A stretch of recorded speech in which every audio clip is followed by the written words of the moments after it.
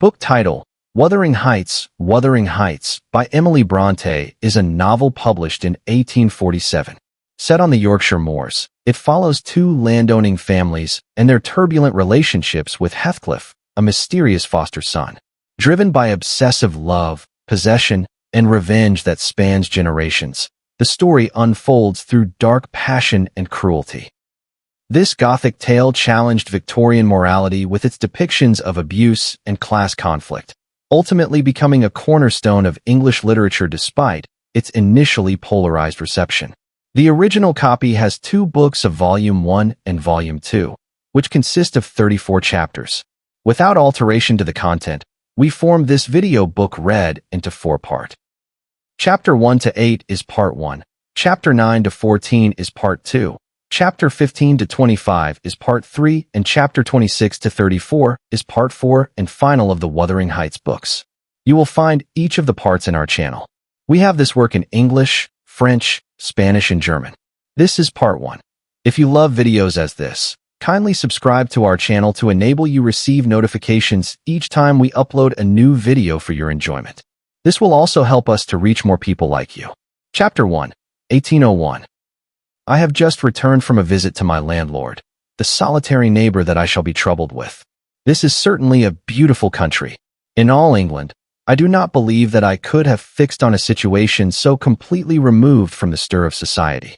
A perfect misanthropist's heaven, and Mr. Heathcliff and I are such a suitable pair to divide the desolation between us. A capital fellow.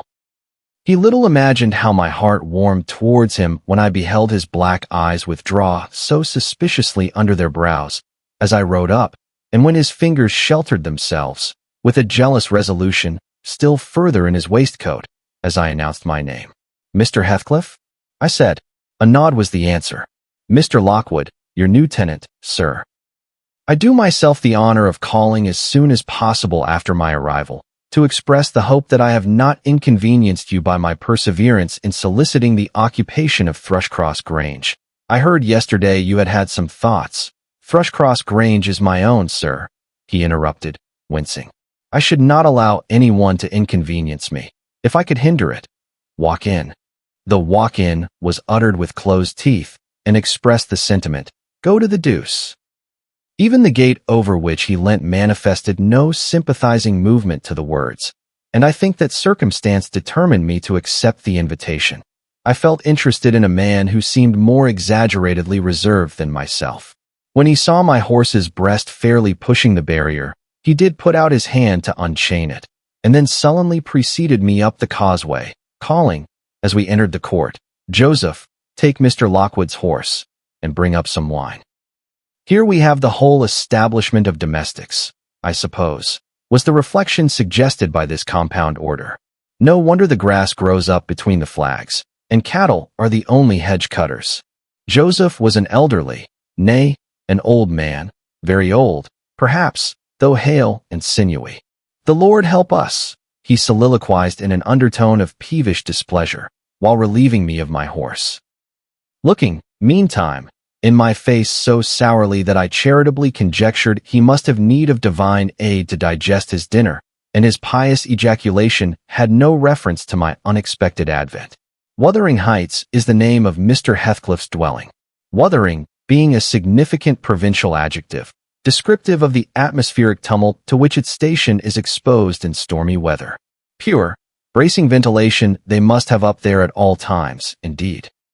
One may guess the power of the north wind, blowing over the edge, by the excessive slant of a few stunted firs at the end of the house, and by a range of gaunt thorns all stretching their limbs one way, as if craving alms of the sun. Happily, the architect had foresight to build it strong. The narrow windows are deeply set in the wall, and the corners defended with large jutting stones. Before passing the threshold, I paused to admire a quantity of grotesque carving lavished over the front, and especially about the principal door, above which, among a wilderness of crumbling griffins and shameless little boys, I detected the date 1500 and the name Hareton Earnshaw. I would have made a few comments and requested a short history of the place from the surly owner. But his attitude at the door appeared to demand my speedy entrance, or complete departure, and I had no desire to aggravate his impatience previous to inspecting the penetralium. One step brought us into the family sitting room. Without any introductory lobby or passage, they call it here the house preeminently. It includes kitchen and parlor, generally, but I believe at Wuthering Heights the kitchen is forced to retreat altogether into another quarter. At least I distinguished a chatter of tongues and a clatter of culinary utensils deep within, and I observed no signs of roasting, boiling, or baking about the huge fireplace, nor any glitter of copper saucepans and tin colanders on the walls. One end, indeed, reflected splendidly both light and heat from ranks of immense pewter dishes, interspersed with silver jugs and tankards, towering row after row, on a vast oak dresser, to the very roof. The latter had never been underdrawn. Its entire anatomy lay bare to an inquiring eye, except where a frame of wood laden with oat cakes and clusters of legs of beef, mutton, and ham concealed it. Above the chimney were sundry villainous old guns, and a couple of horse pistols, and by way of ornament, 3 gaudily painted canisters disposed along its ledge. The floor was of smooth, white stone, the chairs, high-backed, primitive structures, painted green, 1 or 2 heavy black ones lurking in the shade. In an arch under the dresser reposed a huge, liver-colored bitch pointer, surrounded by a swarm of squealing puppies, and other dogs haunted other recesses. The apartment and furniture would have been nothing extraordinary as belonging to a homely, northern farmer, with a stubborn countenance, and stalwart limbs set out to advantage in knee breeches and gaiters. Such an individual seated in his armchair, his mug of ale frothing on the round table before him, is to be seen in any circuit of 5 or 6 miles among these hills, if you go at the right time after dinner. But Mr. Heathcliff forms a singular contrast to his abode and style of living. He is a dark-skinned gypsy in aspect, in dress and manners a gentleman. That is, as much a gentleman as many a country squire. Rather slovenly, perhaps, yet not looking amiss with his negligence, because he has an erect and handsome figure, and rather morose. Possibly, some people might suspect him of a degree of underbred pride. I have a sympathetic chord within that tells me it is nothing of the sort. I know, by instinct, his reserve springs from an aversion to showy displays of feeling, to manifestations of mutual kindliness. He'll love and hate equally under cover, and esteem it a species of impertinence to be loved or hated again. No, I'm running on too fast. I bestow my own attributes over-liberally on him. Mr. Heathcliff may have entirely dissimilar reasons for keeping his hand out of the way when he meets a would-be acquaintance, to those which actuate me. Let me hope my constitution is almost peculiar. My dear mother used to say I should never have a comfortable home. And only last summer I proved myself perfectly unworthy of one. While enjoying a month of fine weather at the seacoast, I was thrown into the company of a most fascinating creature, a real goddess in my eyes, as long as she took no notice of me. I never told my love vocally. Still, if looks have language, the merest idiot might have guessed I was over head and ears. She understood me at last, and looked a return, the sweetest of all imaginable looks. And what did I do? I confess it with shame, shrunk icily into myself, like a snail, at every glance retired colder and farther, till finally the poor innocent was led to doubt her own senses, and, overwhelmed with confusion at her supposed mistake, persuaded her mamma to decamp. By this curious turn of disposition I have gained the reputation of deliberate heartlessness. How undeserved, I alone can appreciate. I took a seat at the end of the hearthstone opposite that towards which my landlord advanced, and filled up an interval of silence by attempting to caress the canine mother, who had left her nursery, and was sneaking wolfishly to the back of my legs, her lip curled up, and her white teeth watering for a snatch.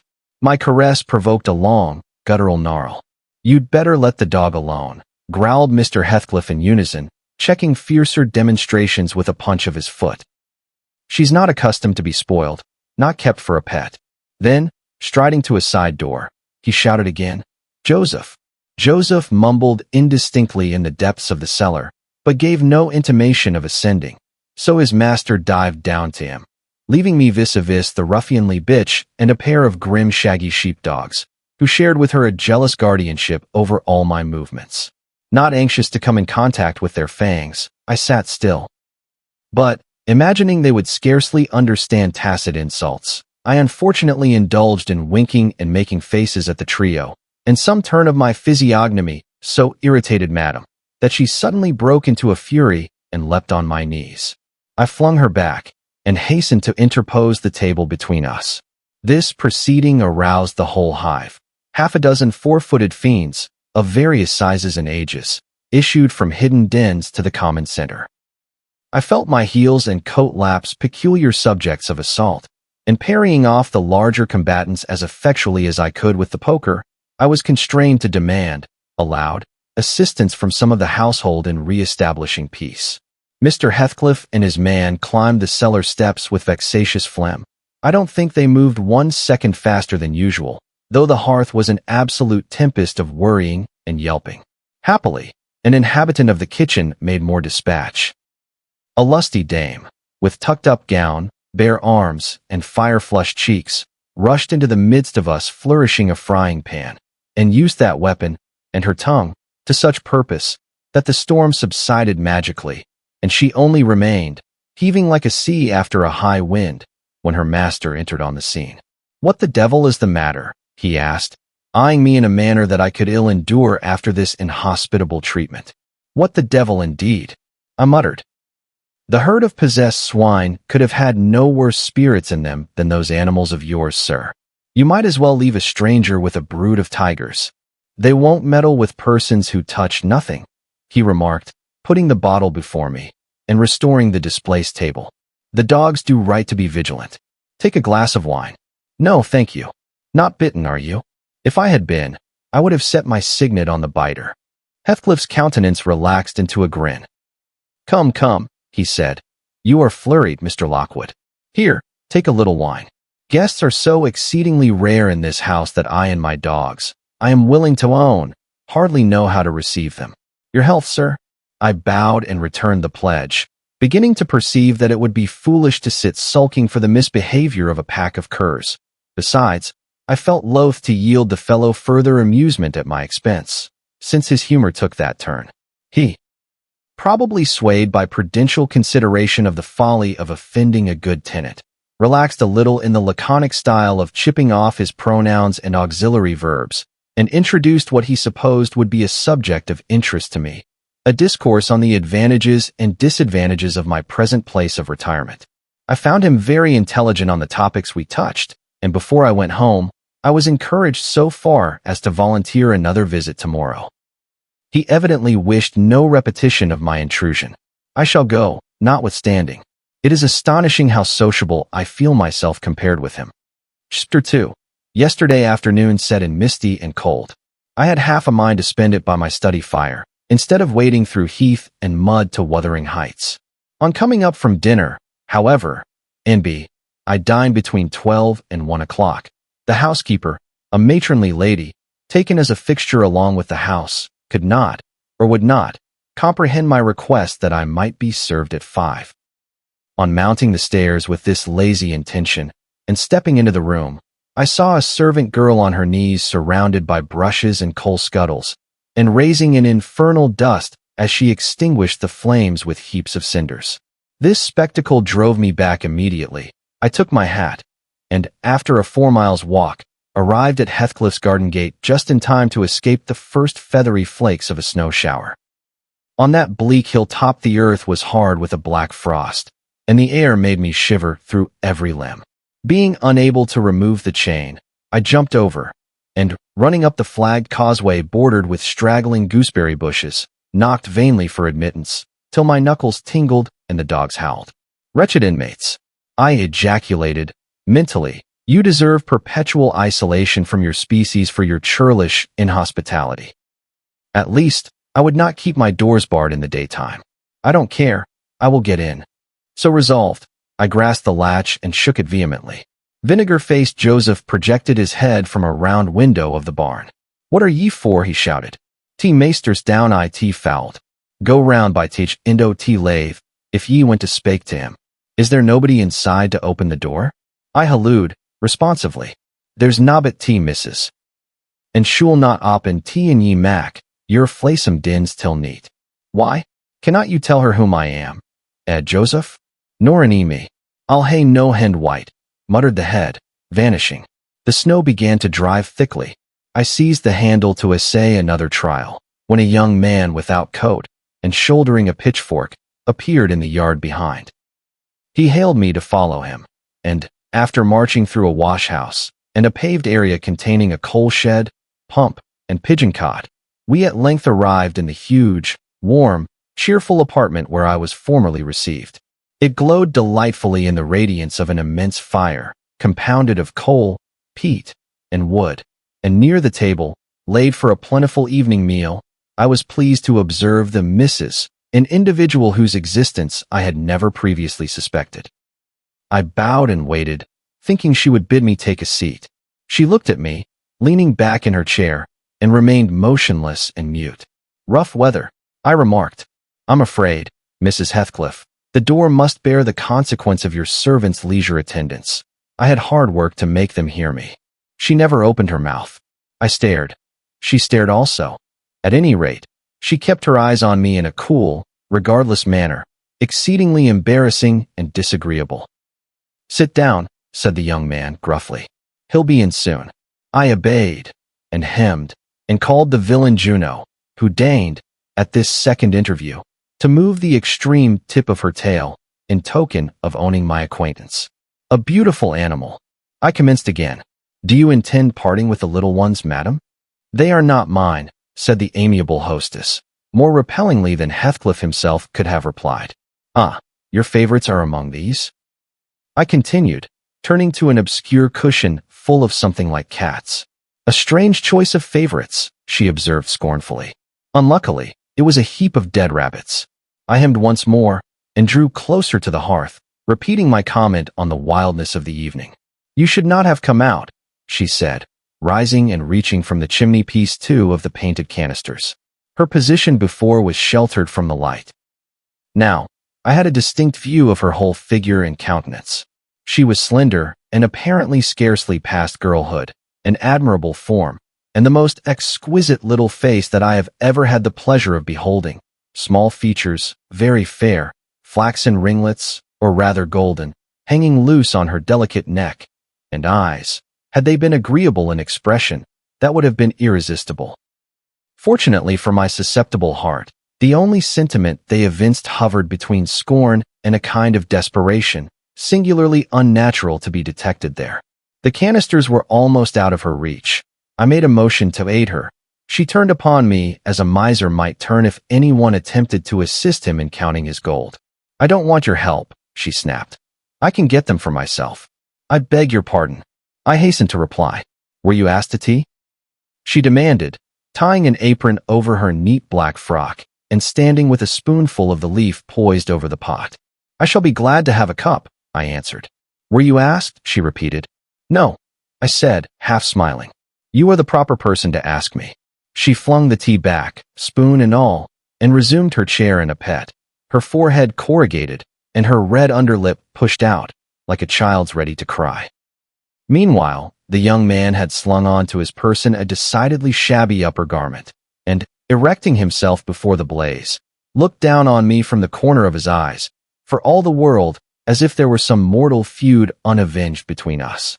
I began to doubt whether he were a servant or not. His dress and speech were both rude, entirely devoid of the superiority observable in Mr. and Mrs. Heathcliff. His thick brown curls were rough and uncultivated, his whiskers encroached bearishly over his cheeks, and his hands were embrowned like those of a common laborer. Still his bearing was free, almost haughty, and he showed none of a domestic's assiduity in attending on the lady of the house. In the absence of clear proofs of his condition, I deemed it best to abstain from noticing his curious conduct. And, 5 minutes afterwards, the entrance of Heathcliff relieved me, in some measure, from my uncomfortable state. You see, sir, I am come, according to promise, I exclaimed, assuming the cheerful, and I fear I shall be weather-bound for half an hour, if you can afford me shelter during that space. Half an hour, he said, shaking the white flakes from his clothes. I wonder you should select the thick of a snowstorm to ramble about in. Do you know that you run a risk of being lost in the marshes? People familiar with these moors often miss their road on such evenings, and I can tell you there is no chance of a change at present. Perhaps I can get a guide among your lads, and he might stay at the Grange till morning. Could you spare me one? No, I could not. Oh, indeed. Well, then, I must trust to my own sagacity. Are you going to mack the tea? Demanded he of the shabby coat, shifting his ferocious gaze from me to the young lady. Is he to have any? She asked, appealing to Heathcliff. Get it ready, will you? Was the answer, uttered so savagely that I started. The tone in which the words were said revealed a genuine bad nature. I no longer felt inclined to call Heathcliff a capital fellow. When the preparations were finished, he invited me with, Now, sir, bring forward your chair. And we all, including the rustic youth, drew round the table, an austere silence prevailing while we discussed our meal. I thought, if I had caused the cloud, it was my duty to make an effort to dispel it. They could not every day sit so grim and taciturn, and it was impossible, however ill-tempered they might be, that the universal scowl they wore was their everyday countenance. It is strange, I began, in the interval of swallowing one cup of tea and receiving another. It is strange how custom can mold our tastes and ideas. Many could not imagine the existence of happiness in a life of such complete exile from the world as you spend, Mr. Heathcliff. Yet, I'll venture to say, that, surrounded by your family, and with your amiable lady as the presiding genius over your home and heart. My amiable lady, he interrupted, with an almost diabolical sneer on his face. Where is she, my amiable lady? Mrs. Heathcliff, your wife, I mean. Well, yes. Oh, you would intimate that her spirit has taken the post of ministering angel, and guards the fortunes of Wuthering Heights, even when her body is gone. Is that it? Perceiving myself in a blunder, I attempted to correct it. I might have seen there was too great a disparity between the ages of the parties to make it likely that they were man and wife. One was about 40, a period of mental vigor at which men seldom cherish the delusion of being married for love by girls.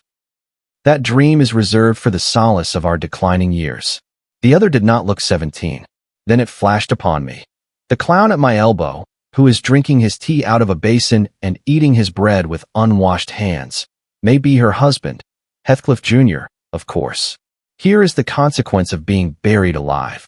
She has thrown herself away upon that boor from sheer ignorance that better individuals existed. A sad pity. I must beware how I cause her to regret her choice.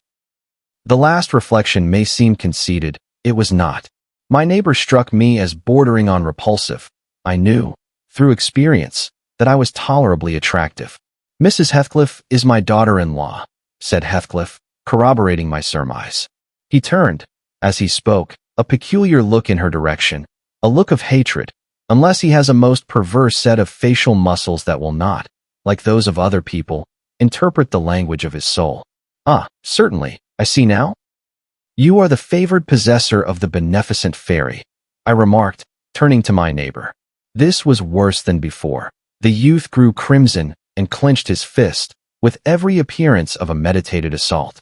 But he seemed to recollect himself presently, and smothered the storm in a brutal curse, muttered on my behalf, which, however, I took care not to notice. Unhappy in your conjectures, sir, observed my host. We neither of us have the privilege of owning your good fairy. Her mate is dead. I said she was my daughter-in-law. Therefore, she must have married my son. And this young man is, not my son, assuredly. Heathcliff smiled again, as if it were rather too bold a jest to attribute the paternity of that bear to him. My name is Hareton Earnshaw, growled the other, and I'd counsel you to respect it. I've shown no disrespect, was my reply, laughing internally at the dignity with which he announced himself. He fixed his eye on me longer than I cared to return the stare, for fear I might be tempted either to box his ears or render my hilarity audible. I began to feel unmistakably out of place in that pleasant family circle. The dismal spiritual atmosphere overcame, and more than neutralized, the glowing physical comforts round me, and I resolved to be cautious how I ventured under those rafters a third time. The business of eating being concluded, and no one uttering a word of sociable conversation, I approached a window to examine the weather. A sorrowful sight I saw.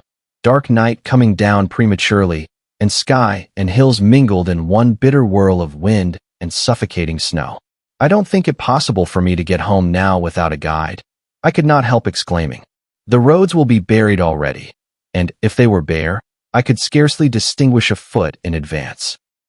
Hareton, drive those dozen sheep into the barn porch. They'll be covered if left in the fold all night, and put a plank before them, said Heathcliff. How must I do? I continued, with rising irritation. There was no reply to my question, and on looking round I saw only Joseph bringing in a pail of porridge for the dogs, and Mrs. Heathcliff leaning over the fire, diverting herself with burning a bundle of matches which had fallen from the chimney-piece as she restored the tea canister to its place.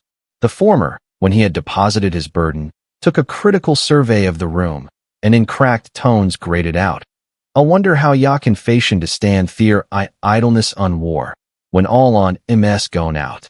Bud yarryin out, and it's no use talking. Y'all niver mend o' your ill ways, but go a rate to tea divil, like your mother afore ye."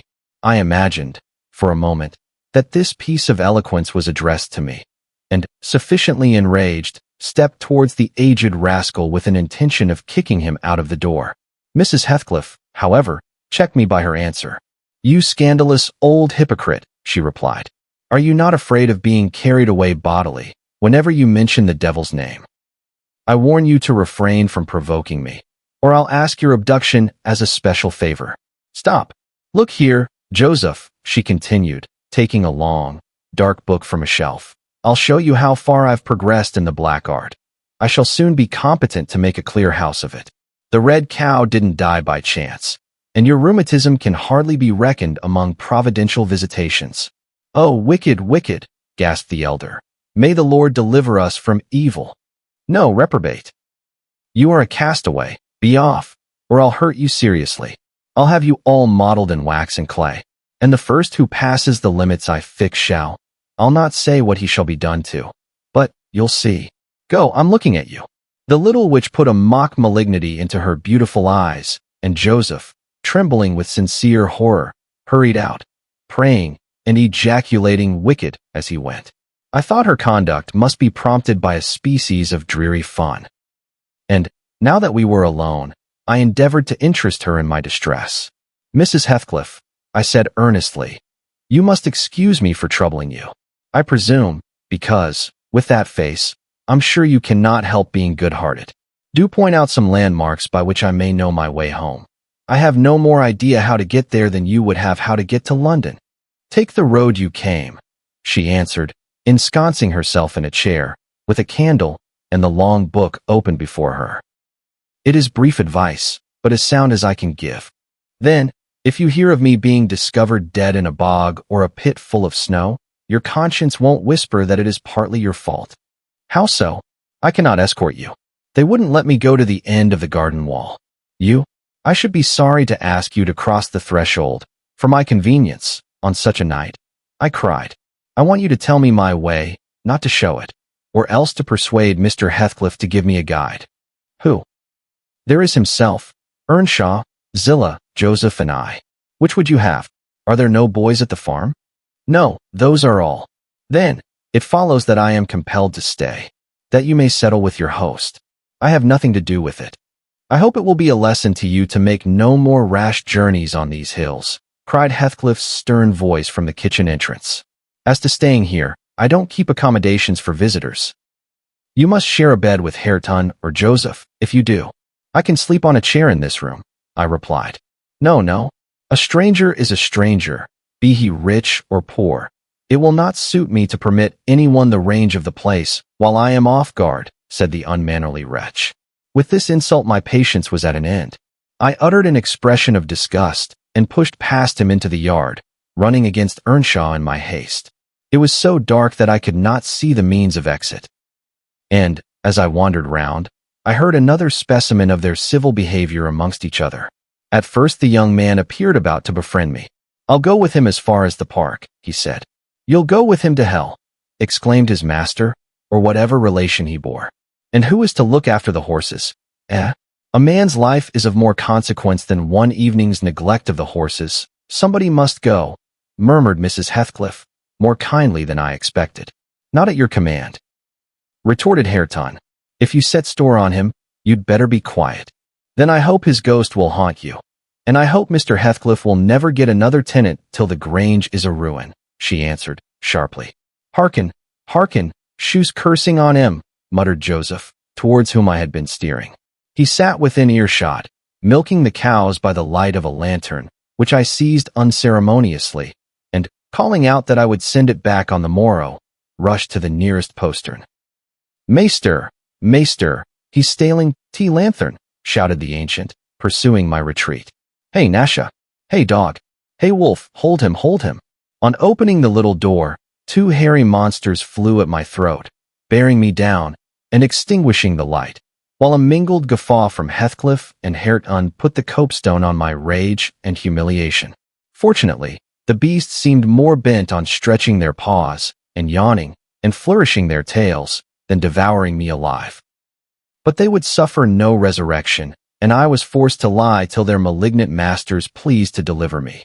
Then, hatless and trembling with wrath, I ordered the miscreants to let me out, on their peril to keep me 1 minute longer, with several incoherent threats of retaliation that, in their indefinite depth of virulency, smacked of King Lear.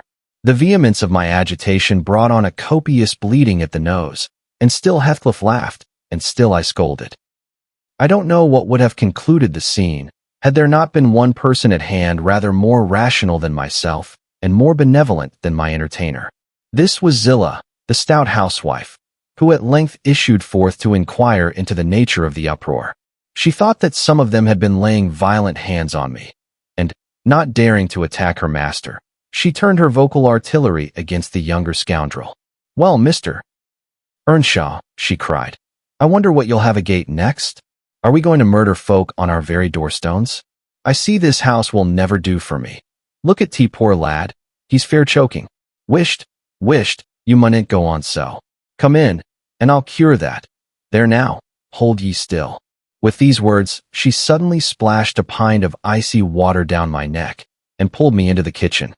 Mr. Heathcliff followed, his accidental merriment expiring quickly in his habitual moroseness. I was sick exceedingly, and dizzy, and faint, and thus compelled perforce to accept lodgings under his roof. He told Zillah to give me a glass of brandy, and then passed on to the inner room, while she condoled with me on my sorry predicament, and having obeyed his orders, whereby I was somewhat revived, ushered me to bed. Chapter 3. While leading the way upstairs, she recommended that I should hide the candle and not make a noise, for her master had an odd notion about the chamber she would put me in, and never let anybody lodge there willingly. I asked the reason. She did not know, she answered. She had only lived there a year or two, and they had so many queer goings-on, she could not begin to be curious. Too stupefied to be curious myself, I fastened my door and glanced round for the bed. The whole furniture consisted of a chair, a clothes press, and a large oak case, with squares cut out near the top resembling coach windows.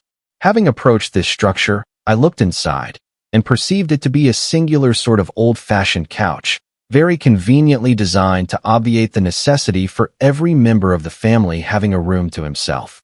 In fact, it formed a little closet, and the ledge of a window, which it enclosed, served as a table. I slid back the paneled sides, got in with my light, pulled them together again, and felt secure against the vigilance of Heathcliff and everyone else. The ledge, where I placed my candle, had a few mildewed books piled up in one corner, and it was covered with writing scratched on the paint. This writing, however, was nothing but a name repeated in all kinds of characters, large and small. Catherine Earnshaw, here and there varied to Catherine Heathcliff, and then again to Catherine Linton. In vapid listlessness, I leant my head against the window, and continued spelling over Catherine Earnshaw, Heathcliff, Linton, till my eyes closed.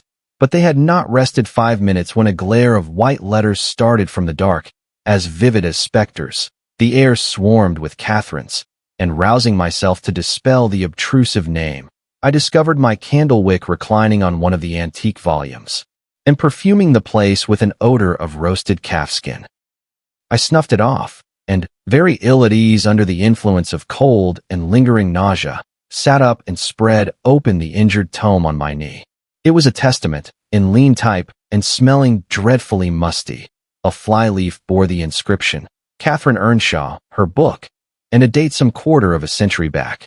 I shut it, and took up another and another, till I had examined all. Catherine's library was select, and its state of dilapidation proved it to have been well used, though not altogether for a legitimate purpose. Scarcely one chapter had escaped a pen and ink commentary, at least the appearance of one, covering every morsel of blank that the printer had left. Some were detached sentences. Other parts took the form of a regular diary, scrawled in an unformed, childish hand.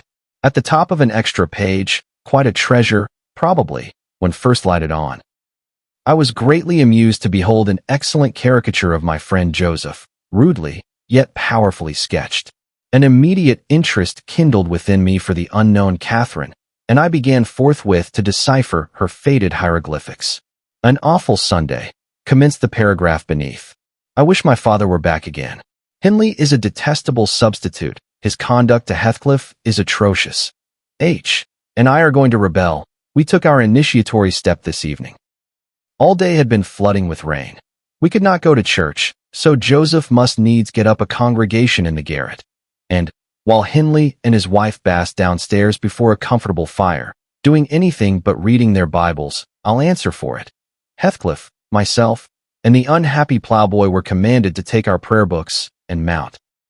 We were ranged in a row, on a sack of corn, groaning and shivering, and hoping that Joseph would shiver too, so that he might give us a short homily for his own sake. A vain idea. The service lasted precisely 3 hours, and yet my brother had the face to exclaim, when he saw us descending, "What? Done already?" On Sunday evenings we used to be permitted to play, if we did not make much noise. Now a mere titter is sufficient to send us into corners. "You forget you have a master here," says the tyrant. "I'll demolish the first who puts me out of temper. I insist on perfect sobriety and silence." "Oh boy, was that you? Francis, darling, pull his hair as you go by." I heard him snap his fingers. Francis pulled his hair heartily, and then went and seated herself on her husband's knee, and there they were, like two babies, kissing and talking nonsense by the hour, foolish palaver that we should be ashamed of. We made ourselves as snug as our means allowed in the arch of the dresser. I had just fastened our pinafores together, and hung them up for a curtain, when in comes Joseph, on an errand from the stables. He tears down my handiwork, boxes my ears, and croaks, "T Maester Nobbet just buried, and Sabbath not owered. You indy T sound o T gospel still I your lugs, and ye darby liking. Shame on ye. Sit ye down, ill childer. There's good books enough if ye'll read 'em. Sit ye down, and think o' your sowls." Saying this, he compelled us so to square our positions that we might receive from the far-off fire a dull ray to show us the text of the lumber he thrust upon us. I could not bear the employment. I took my dingy volume by the scrup and hurled it into the dog kennel, vowing I hated a good book. Heathcliff kicked his to the same place. Then there was a hubbub. "Maester Hindley," shouted our chaplain. "Maester, come hither." Miss Cathy's riven teach, back off, teach helmet o' salvation. Heathcliff's paused his fit into T first part o' T Broadway to destruction. It's fair flaysome that ye let him go on this gate. Eck, Tach, owd man what ha laced him properly, but he's gone. Hindley hurried up from his paradise on the hearth, and seizing one of us by the collar, and the other by the arm, hurled both into the back kitchen, where, Joseph asseverated, owd Nick would fetch us as sure as we were living. And, so comforted, we each sought a separate nook to await his advent. I reached this book and a pot of ink from a shelf, and pushed the house door ajar to give me light, and I have got the time on with writing for 20 minutes. But my companion is impatient, and proposes that we should appropriate the dairywoman's cloak, and have a scamper on the moors, under its shelter. A pleasant suggestion, and then, if the surly old man come in, he may believe his prophecy verified. We cannot be damper, or colder, in the rain than we are here. I suppose Catherine fulfilled her project, for the next sentence took up another subject. She waxed lachrymose. "How little did I dream that Hindley would ever make me cry so," she wrote. "My head aches, till I cannot keep it on the pillow, and still I can't give over. Poor Heathcliff. Hindley calls him a vagabond, and won't let him sit with us, nor eat with us any more. And he says, he and I must not play together, and threatens to turn him out of the house if we break his orders. He has been blaming our father, how dared he, for treating H too liberally, and swears he will reduce him to his right place. I began to nod drowsily over the dim page. My eye wandered from manuscript to print. I saw a red ornamented title, 70 times 7, and the first of the 71st. A pious discourse delivered by the Reverend Jabez Branderham in the chapel of Gimmerton Suff. And while I was, half-consciously, worrying my brain to guess what Jabez Branderham would make of his subject, I sank back in bed and fell asleep. Alas, for the effects of bad tea and bad temper. What else could it be that made me pass such a terrible night? I don't remember another that I can at all compare with it since I was capable of suffering. I began to dream, almost before I ceased to be sensible of my locality. I thought it was morning, and I had set out on my way home, with Joseph for a guide. The snow lay yards deep in our road, and, as we floundered on, my companion wearied me with constant reproaches that I had not brought a pilgrim's staff, telling me that I could never get into the house without one, and boastfully flourishing a heavy-headed cudgel, which I understood to be so denominated. For a moment I considered it absurd that I should need such a weapon to gain admittance into my own residence. Then a new idea flashed across me. I was not going there. We were journeying to hear the famous Jabez Branderham preach, from the text, 70 times 7, and either Joseph, the preacher, or I had committed the first of the 71st, and were to be publicly exposed and excommunicated. We came to the chapel. I have passed it really in my walks, twice or thrice. It lies in a hollow, between two hills, an elevated hollow, near a swamp, whose peaty moisture is said to answer all the purposes of embalming on the few corpses deposited there. The roof has been kept whole hitherto, but as the clergyman's stipend is only £20 per annum, and a house with 2 rooms, threatening speedily to determine into one, no clergyman will undertake the duties of pastor. Especially as it is currently reported that his flock would rather let him starve than increase the living by 1 penny from their own pockets. However, in my dream, Jabez had a full and attentive congregation, and he preached, good God, what a sermon, divided into 490 parts, each fully equal to an ordinary address from the pulpit, and each discussing a separate sin. Where he searched for them, I cannot tell. He had his private manner of interpreting the phrase, and it seemed necessary the brother should sin different sins on every occasion. They were of the most curious character, odd transgressions that I never imagined previously. Oh, how weary I grew! How I writhed, and yawned, and nodded, and revived! How I pinched and pricked myself, and rubbed my eyes, and stood up, and sat down again, and nudged Joseph to inform me if he would ever have done. I was condemned to hear all out. Finally, he reached the first of the 71st. At that crisis, a sudden inspiration descended on me. I was moved to rise and denounce Jabez Branderham as the sinner of the sin that no Christian need pardon. Sir, I exclaimed, sitting here within these 4 walls, at one stretch, I have endured and forgiven the 490 heads of your discourse. 70 times 7 times have I plucked up my hat and been about to depart. 70 times 7 times have you preposterously forced me to resume my seat. The 491st is too much. Fellow martyrs, have at him, drag him down, and crush him to atoms, that the place which knows him may know him no more. Thou art the man, cried Jabez, after a solemn pause, leaning over his cushion. 70 times 7 times didst thou gapingly contort thy visage. 70 times 7 did I take counsel with my soul. Lo, this is human weakness. This also may be absolved. The first of the 71st is come. Brethren, execute upon him the judgment written. Such honor have all his saints. With that concluding word, the whole assembly, exalting their pilgrims' staves, rushed round me in a body, and I, having no weapon to raise in self-defense, commenced grappling with Joseph, my nearest and most ferocious assailant, for his. In the confluence of the multitude, several clubs crossed. Blows, aimed at me, fell on other sconces. Presently the whole chapel resounded with rappings and counter-rappings. Every man's hand was against his neighbor, and Branderham, unwilling to remain idle, poured forth his zeal in a shower of loud taps on the boards of the pulpit, which responded so smartly that, at last, to my unspeakable relief, they woke me. And what was it that had suggested the tremendous tumult? What had played Jabez's part in the row? Merely the branch of a fir tree that touched my lattice as the blast wailed by and rattled its dry cones against the panes. I listened doubtingly an instant, detected the disturber, then turned and dozed and dreamt again, if possible, still more disagreeably than before. This time, I remembered I was lying in the oak closet, and I heard distinctly the gusty wind and the driving of the snow. I heard, also, the fir bough repeat its teasing sound, and ascribed it to the right cause. But it annoyed me so much that I resolved to silence it, if possible, and, I thought, I rose and endeavored to unhasp the casement. The hook was soldered into the staple, a circumstance observed by me when awake, but forgotten. I must stop it nevertheless. I muttered, knocking my knuckles through the glass, and stretching an arm out to seize the importunate branch, instead of which, my fingers closed on the fingers of a little, ice-cold hand. The intense horror of nightmare came over me. I tried to draw back my arm, but the hand clung to it, and a most melancholy voice sobbed, "Let me in! Let me in!" "Who are you?" I asked, struggling, meanwhile, to disengage myself. "Catherine Linton," it replied, shiveringly. Why did I think of Linton? I had read Earnshaw 20 times for Linton.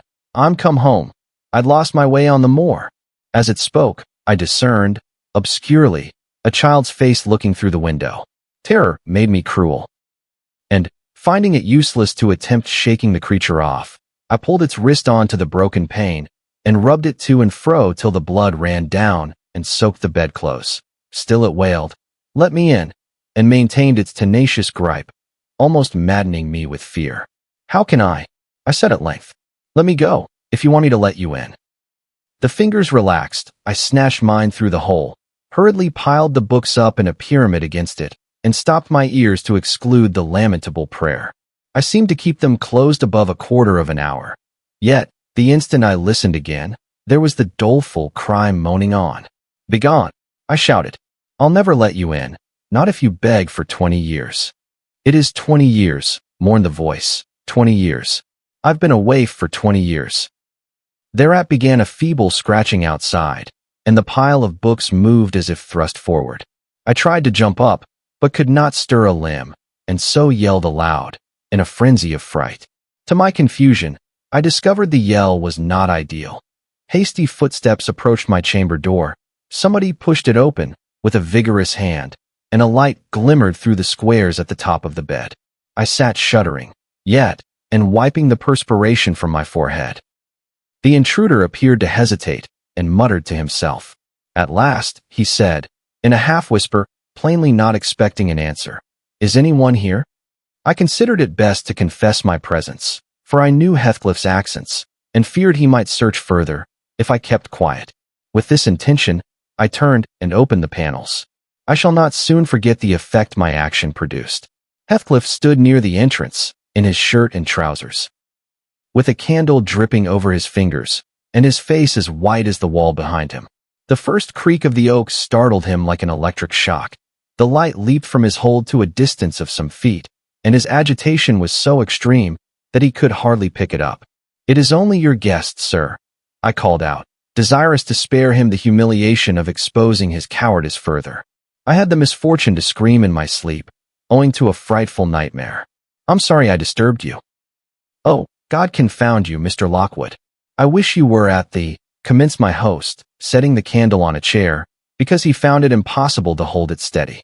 "And who showed you up into this room?"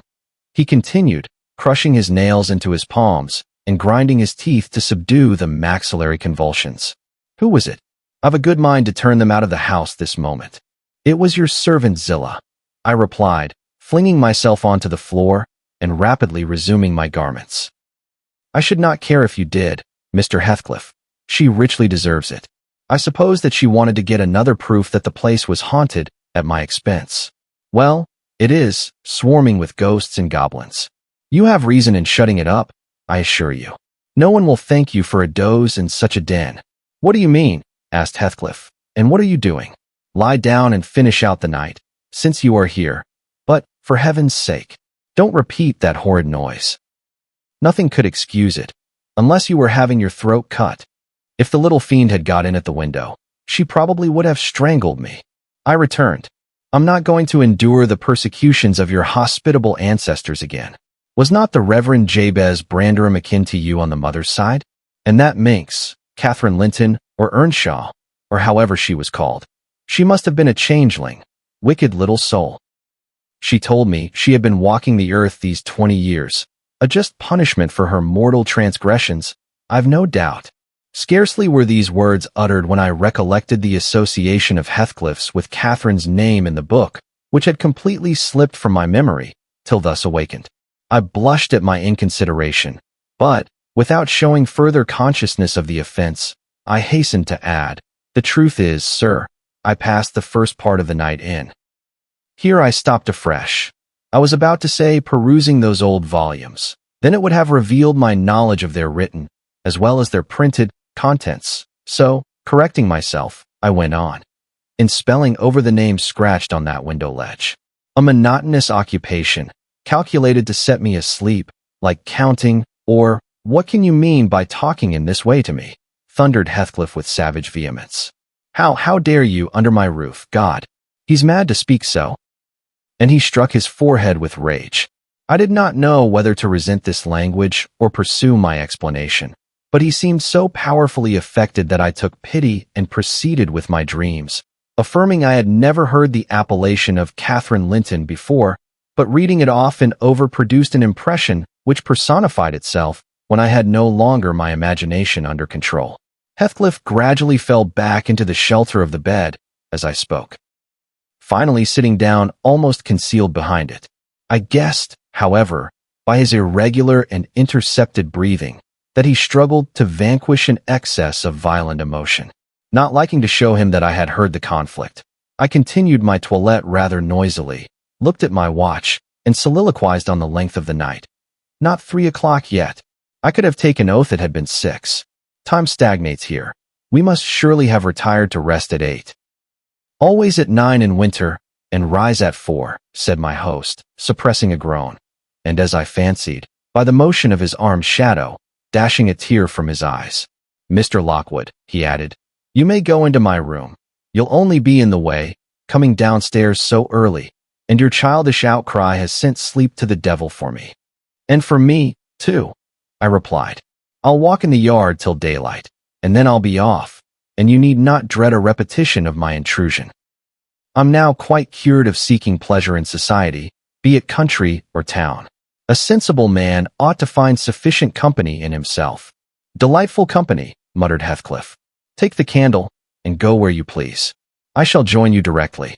Keep out of the yard, though, the dogs are unchained, and the house. Juno mounts sentinel there, and, nay, you can only ramble about the steps and passages. But, away with you. I'll come in 2 minutes. I obeyed, so far as to quit the chamber.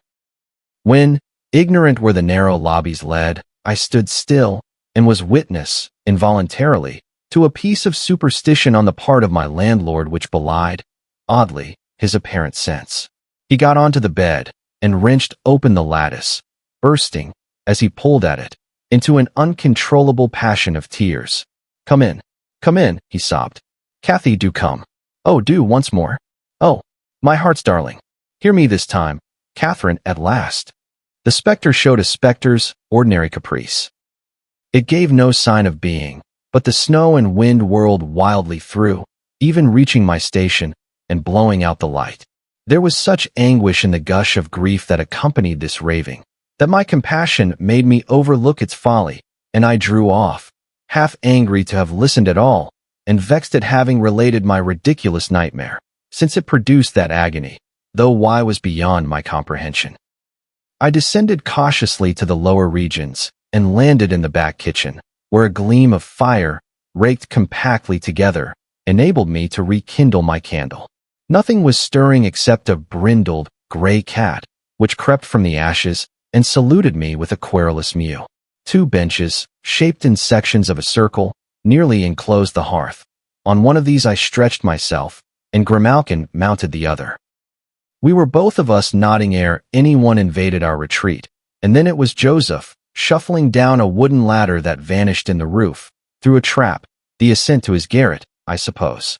He cast a sinister look at the little flame which I had enticed to play between the ribs, swept the cat from its elevation, and bestowing himself in the vacancy, commenced the operation of stuffing a 3-inch pipe with tobacco. My presence in his sanctum was evidently esteemed a piece of impudence too shameful for remark.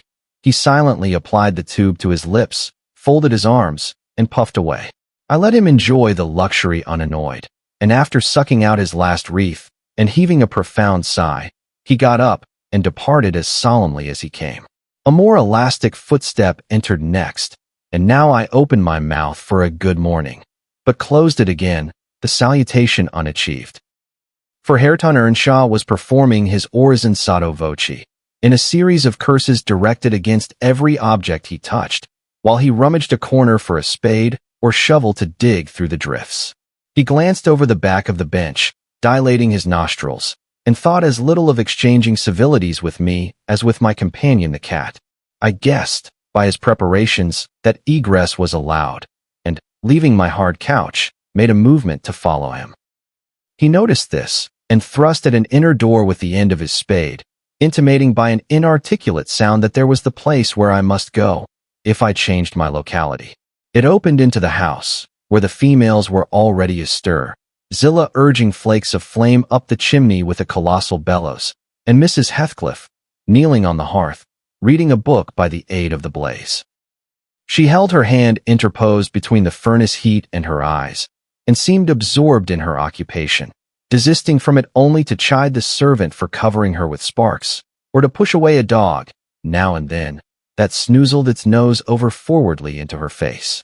I was surprised to see Heathcliff there also. He stood by the fire, his back towards me, just finishing a stormy scene with poor Zillah, who ever and anon interrupted her labor to pluck up the corner of her apron and heave an indignant groan. "And you worthless," he broke out as I entered, turning to his daughter-in-law, and employing an epithet as harmless as duck or sheep, but generally represented by a dash. "There you are, at your idle tricks again. The rest of them do earn their bread. You live on my charity. Put your trash away, and find something to do. You shall pay me for the plague of having you eternally in my sight. Do you hear, damnable jade? I'll put my trash away, because you can make me if I refuse," answered the young lady, closing her book and throwing it on a chair. "But I'll not do anything, though you should swear your tongue out, except what I please." Heathcliff lifted his hand, and the speaker sprang to a safer distance, obviously acquainted with its weight. Having no desire to be entertained by a cat-and-dog combat, I stepped forward briskly, as if eager to partake the warmth of the hearth, and innocent of any knowledge of the interrupted dispute. Each had enough decorum to suspend further hostilities. Heathcliff placed his fists, out of temptation, in his pockets. Mrs. Heathcliff curled her lip and walked to a seat far off, where she kept her word by playing the part of a statue during the remainder of my stay. That was not long. I declined joining their breakfast, and, at the first gleam of dawn, took an opportunity of escaping into the free air, now clear and still, and cold as impalpable ice. My landlord hallooed for me to stop ere I reached the bottom of the garden, and offered to accompany me across the moor. It was well he did, for the whole hill back was one billowy, white ocean, the swells and falls not indicating corresponding rises and depressions in the ground. Many pits, at least, were filled to a level. And entire ranges of mounds, the refuse of the quarries, blotted from the chart which my yesterday's walk left pictured in my mind. I had remarked on one side of the road, at intervals of 6 or 7 yards, a line of upright stones, continued through the whole length of the barren. These were erected and daubed with lime on purpose to serve as guides in the dark, and also when a fall, like the present, confounded the deep swamps on either hand with the firmer path. But, excepting a dirty dot pointing up here and there, all traces of their existence had vanished, and my companion found it necessary to warn me frequently to steer to the right or left when I imagined I was following, correctly, the windings of the road. We exchanged little conversation, and he halted at the entrance of Thrushcross Park, saying, I could make no error there. Our adieus were limited to a hasty bow, and then I pushed forward, trusting to my own resources. For the porter's lodge is untenanted as yet. The distance from the gate to the Grange is 2 miles. I believe I managed to make it 4, what with losing myself among the trees and sinking up to the neck in snow, a predicament which only those who have experienced it can appreciate.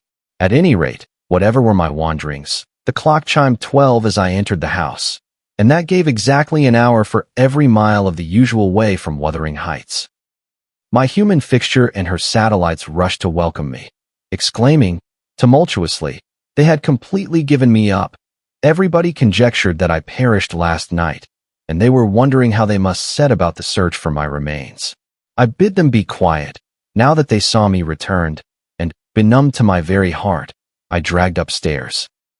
Whence, after putting on dry clothes, and pacing to and fro 30 or 40 minutes, to restore the animal heat, I adjourned to my study, feeble as a kitten, almost too much so to enjoy the cheerful fire and smoking coffee which the servant had prepared for my refreshment. Chapter 4. What vain weathercocks we are! I, who had determined to hold myself independent of all social intercourse, and thanked my stars that, at length, I had lighted on a spot where it was next to impracticable. I, weak wretch, after maintaining till dusk a struggle with low spirits and solitude, was finally compelled to strike my colors, and under pretense of gaining information concerning the necessities of my establishment, I desired Mrs. Dean, when she brought in supper, to sit down while I ate it, hoping sincerely she would prove a regular gossip, and either rouse me to animation or lull me to sleep by her talk. You have lived here a considerable time, I commenced. Did you not say 16 years? 18, sir. I came when the mistress was married, to wait on her. After she died, the master retained me for his housekeeper. Indeed. There ensued a pause. She was not a gossip, I feared. Unless about her own affairs, and those could hardly interest me. However, having studied for an interval, with a fist on either knee and a cloud of meditation over her ruddy countenance, she ejaculated, "Ah, times are greatly changed since then." "Yes," I remarked. "You've seen a good many alterations, I suppose?" "I have, and troubles too," she said. "Oh, I'll turn the talk on my landlord's family." I thought to myself, a good subject to start. And that pretty girl widow, I should like to know her history, whether she be a native of the country, or, as is more probable, an exotic that the surly indigene will not recognize for kin. With this intention, I asked Mrs. Dean why Heathcliff let Thrushcross Grange, and preferred living in a situation and residence so much inferior. "Is he not rich enough to keep the estate in good order?" I inquired. "Rich, sir," she returned. "He has nobody knows what money, and every year it increases." Yes, he's rich enough to live in a finer house than this. But he's very near, close-handed. And, if he had meant to flit to Thrushcross Grange, as soon as he heard of a good tenant, he could not have borne to miss the chance of getting a few hundreds more. It is strange people should be so greedy, when they are alone in the world. He had a son, it seems? Yes, he had one. He is dead. And that young lady, Mrs. Heathcliff, is his widow? Yes. Where did she come from originally? Why, sir, she is my late master's daughter. Catherine Linton was her maiden name. I nursed her, poor thing. I did wish Mr. Heathcliff would remove here, and then we might have been together again. What? Catherine Linton? I exclaimed, astonished. But a minute's reflection convinced me it was not my ghostly Catherine. Then, I continued, my predecessor's name was Linton? It was. And who is that Earnshaw? Hareton Earnshaw, who lives with Mr. Heathcliff. Are they relations? No. He is the late Mrs. Linton's nephew. The young lady's cousin then? Yes. And her husband was her cousin also, one on the mother's, the other on the father's side. Heathcliff married Mr. Linton's sister. I see the house at Wuthering Heights has Earnshaw carved over the front door. Are they an old family? Very old, sir, and Hareton is the last of them, as our Miss Cathy is of us. I mean of the Lintons. Have you been to Wuthering Heights? I beg pardon for asking. But I should like to hear how she is. Mrs. Heathcliff? She looked very well, and very handsome, yet, I think, not very happy. Oh dear, I don't wonder. And how did you like the master? A rough fellow, rather, Mrs. Dean. Is not that his character? Rough as a saw edge, and hard as whinstone. The less you meddle with him, the better. He must have had some ups and downs in life to make him such a churl. Do you know anything of his history? It's a cuckoo's, sir. I know all about it. Except where he was born, and who were his parents, and how he got his money at first. And Hareton has been cast out like an unfledged dunnock. The unfortunate lad is the only one in all this parish that does not guess how he has been cheated. Well, Mrs. Dean, it will be a charitable deed to tell me something of my neighbors. I feel I shall not rest if I go to bed, so be good enough to sit and chat an hour. Oh, certainly, sir. I'll just fetch a little sewing, and then I'll sit as long as you please. But you've caught cold. I saw you shivering, and you must have some gruel to drive it out. The worthy woman bustled off, and I crouched nearer the fire. My head felt hot, and the rest of me chill. Moreover, I was excited, almost to a pitch of foolishness, through my nerves and brain. This caused me to feel, not uncomfortable, but rather fearful, as I am still, of serious effects from the incidents of today and yesterday. She returned presently, bringing a smoking basin and a basket of work, and, having placed the former on the hob, drew in her seat, evidently pleased to find me so companionable. Before I came to live here, she commenced, waiting no farther invitation to her story. I was almost always at Wuthering Heights, because my mother had nursed Mr. Hindley Earnshaw, that was Hareton's father, and I got used to playing with the children. I ran errands too, and helped to make hay, and hung about the farm ready for anything that anybody would set me to. One fine summer morning, it was the beginning of harvest, I remember, Mr. Earnshaw, the old master, came downstairs, dressed for a journey, and, after he had told Joseph what was to be done during the day, he turned to Hindley and Cathy and me, for I sat eating my porridge with them. And he said, speaking to his son, "Now, my bonny man, I'm going to Liverpool today. What shall I bring you? You may choose what you like. Only let it be little, for I shall walk there and back. 60 miles each way. That is a long spell." Hindley named a fiddle, and then he asked Miss Cathy. She was hardly 6 years old, but she could ride any horse in the stable, and she chose a whip. He did not forget me, for he had a kind heart, though he was rather severe sometimes. He promised to bring me a pocketful of apples and pears, and then he kissed his children, said good-bye, and set off. It seemed a long while to us all, the 3 days of his absence, and often did little Cathy ask when he would be home. Mrs. Earnshaw expected him by supper-time on the third evening, and she put the meal off hour after hour. There were no signs of his coming, however, and at last the children got tired of running down to the gate to look. Then it grew dark. She would have had them to bed, but they begged sadly to be allowed to stay up, and, just about 11 o'clock, the door latch was raised quietly, and in stepped the master. He threw himself into a chair, laughing and groaning, and bid them all stand off, for he was nearly killed. He would not have such another walk for the 3 kingdoms. And at the end of it to be flighted to death, he said, opening his greatcoat, which he held bundled up in his arms. See here, wife. I was never so beaten with anything in my life. But you must e'en take it as a gift of God, though it's as dark almost as if it came from the devil. We crowded round, and over Miss Cathy's head I had a peep at a dirty, ragged, black-haired child, big enough both to walk and talk. Indeed, its face looked older than Catherine's, yet when it was set on its feet, it only stared round, and repeated over and over again some gibberish that nobody could understand. I was frightened, and Mrs. Earnshaw was ready to fling it out of doors.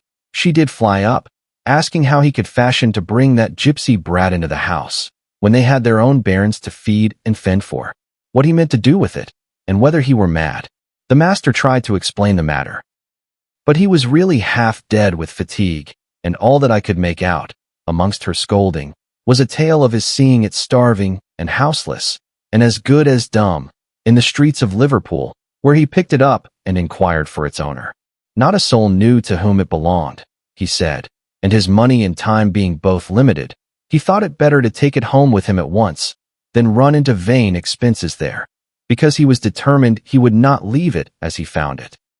Well, the conclusion was that my mistress grumbled herself calm, and Mr. Earnshaw told me to wash it, and give it clean things, and let it sleep with the children. Hindley and Cathy contented themselves with looking and listening till peace was restored. Then, both began searching their father's pockets for the presents he had promised them. The former was a boy of 14, but when he drew out what had been a fiddle, crushed to morsels in the greatcoat, he blubbered aloud.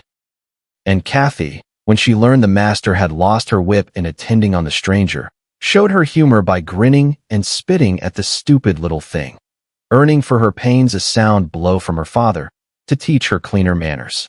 They entirely refused to have it in bed with them, or even in their room, and I had no more sense, so I put it on the landing of the stairs, hoping it might be gone on the morrow.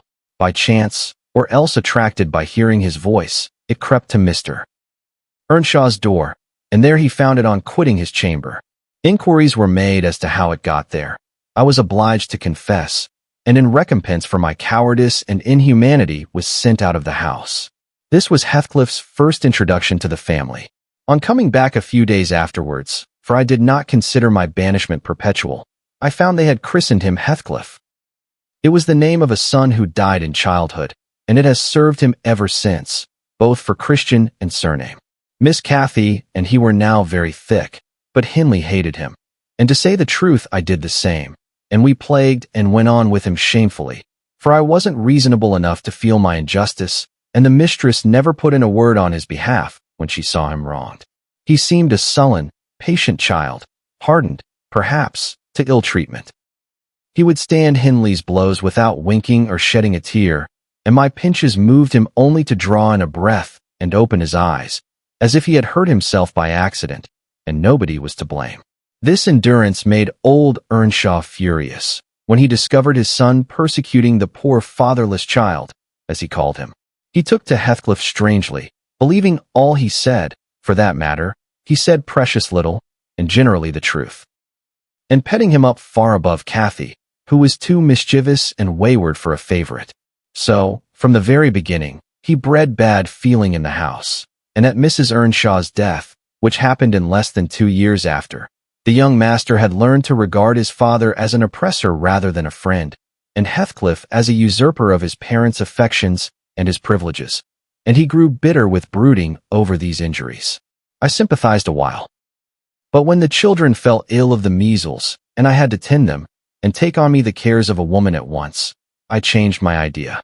Heathcliff was dangerously sick, and while he lay at the worst he would have me constantly by his pillow.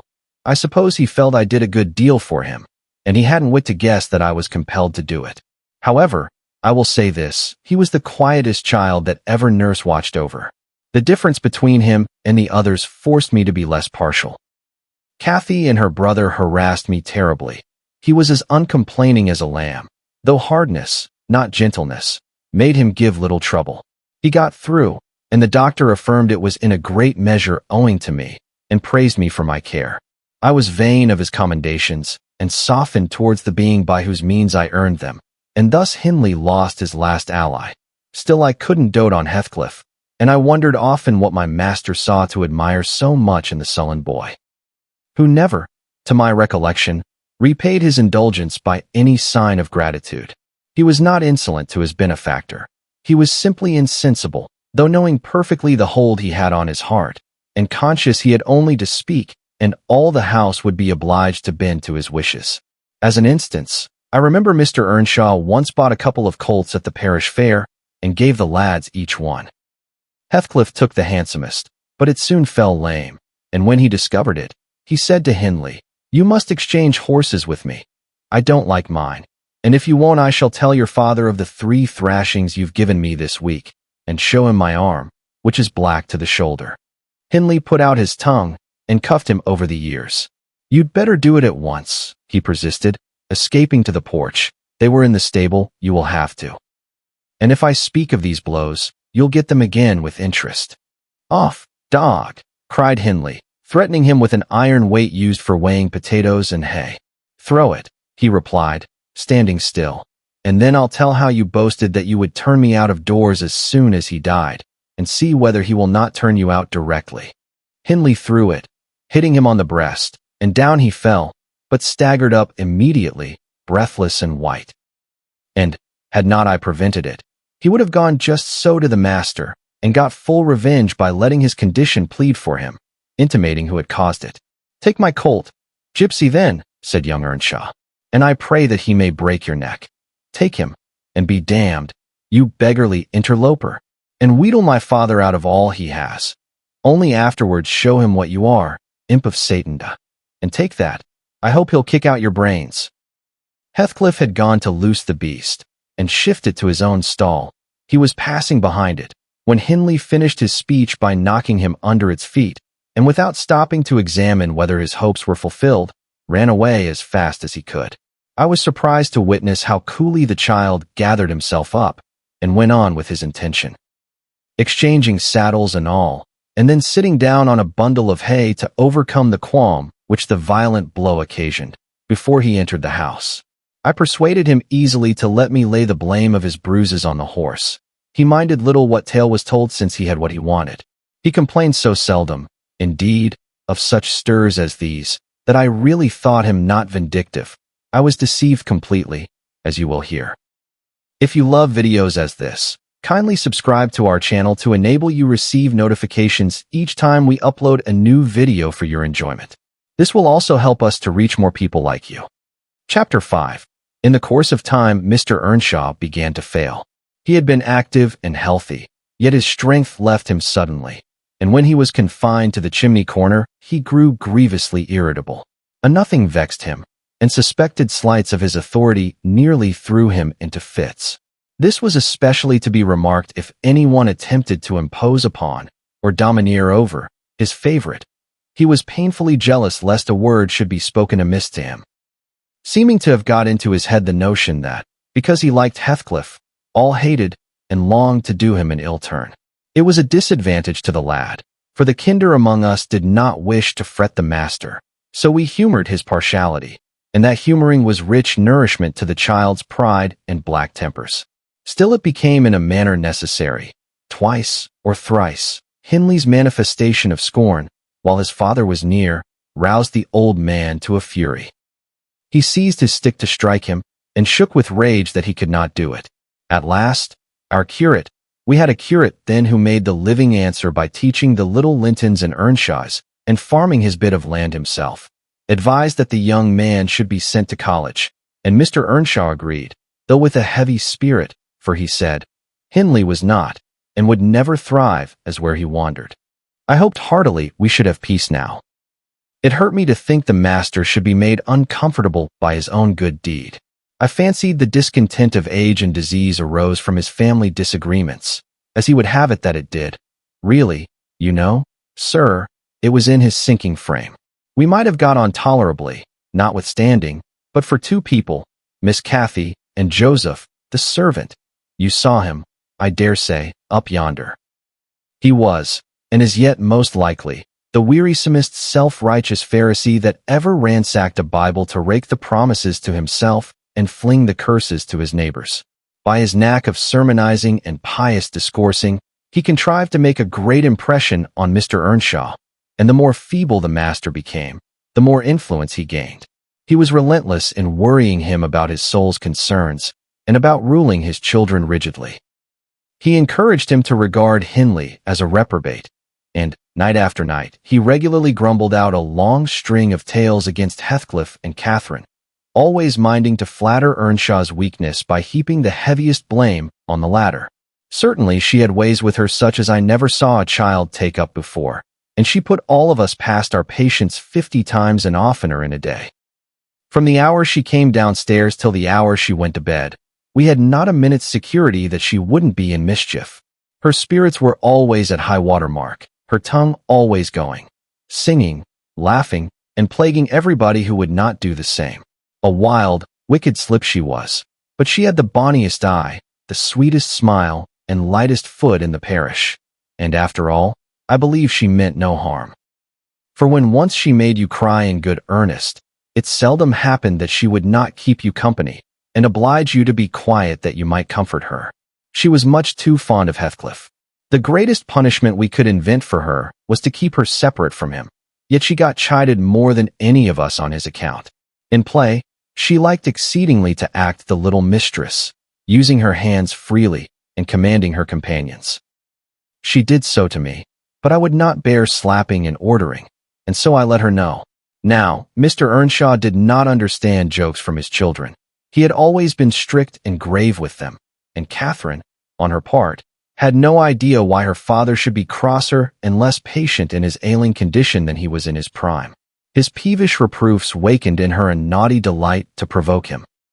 She was never so happy as when we were all scolding her at once, and she defying us with her bold, saucy look and her ready words, turning Joseph's religious curses into ridicule, baiting me, and doing just what her father hated most, showing how her pretended insolence, which he thought real, had more power over Heathcliff than his kindness, how the boy would do her bidding in anything, and as only when it suited his own inclination. After behaving as badly as possible all day, she sometimes came fondling to make it up at night. "Nay, Cathy," the old man would say, "I cannot love thee. Thou art worse than thy brother. Go, say thy prayers, child, and ask God's pardon. I doubt thy mother, and I must rue that we ever reared thee." That made her cry, at first, and then being repulsed continually hardened her, and she laughed if I told her to say she was sorry for her faults, and begged to be forgiven. But the hour came, at last, that ended Mr. Earnshaw's troubles on earth.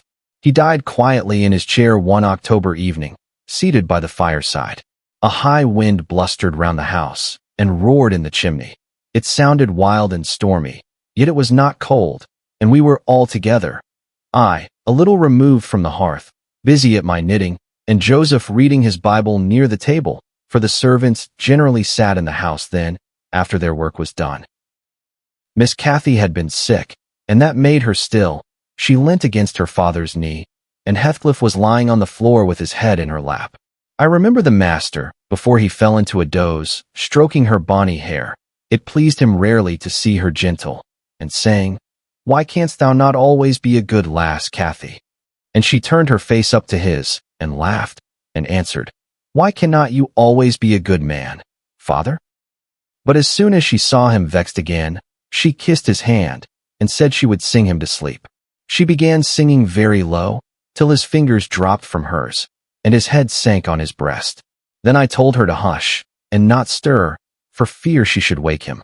We all kept as mute as mice a full half-hour, and should have done so longer, only Joseph, having finished his chapter, got up and said that he must rouse the master for prayers in bed.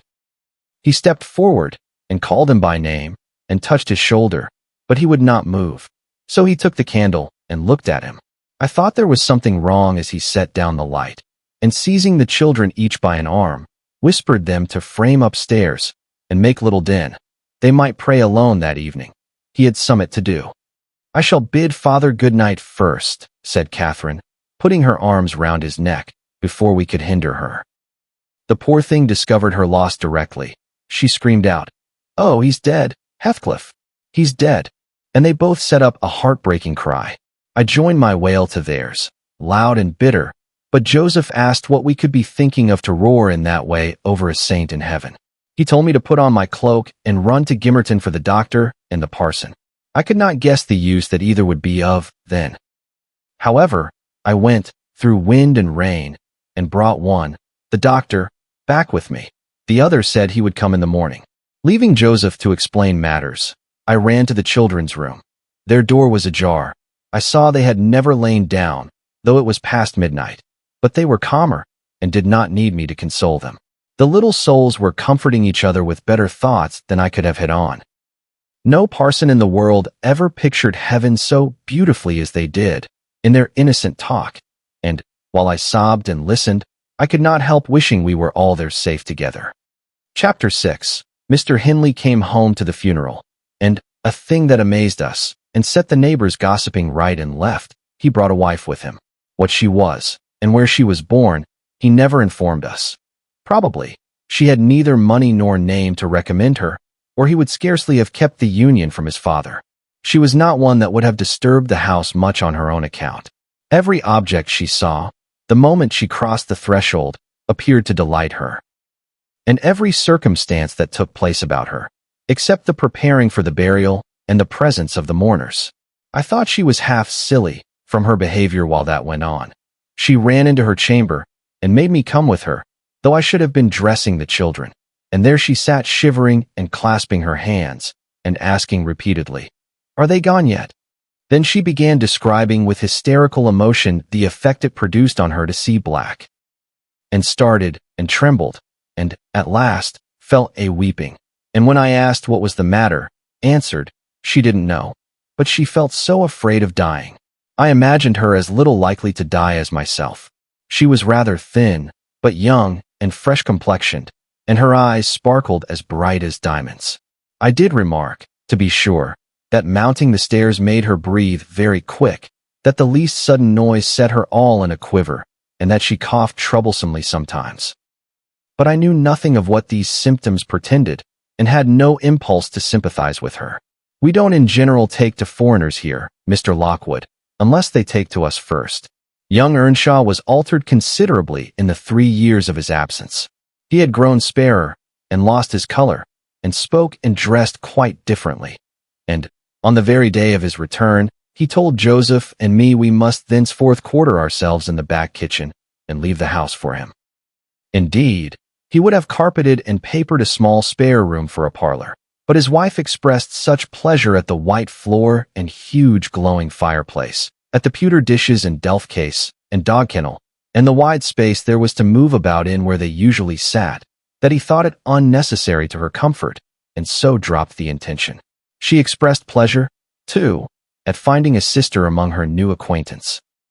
And she prattled to Catherine, and kissed her, and ran about with her, and gave her quantities of presents, at the beginning.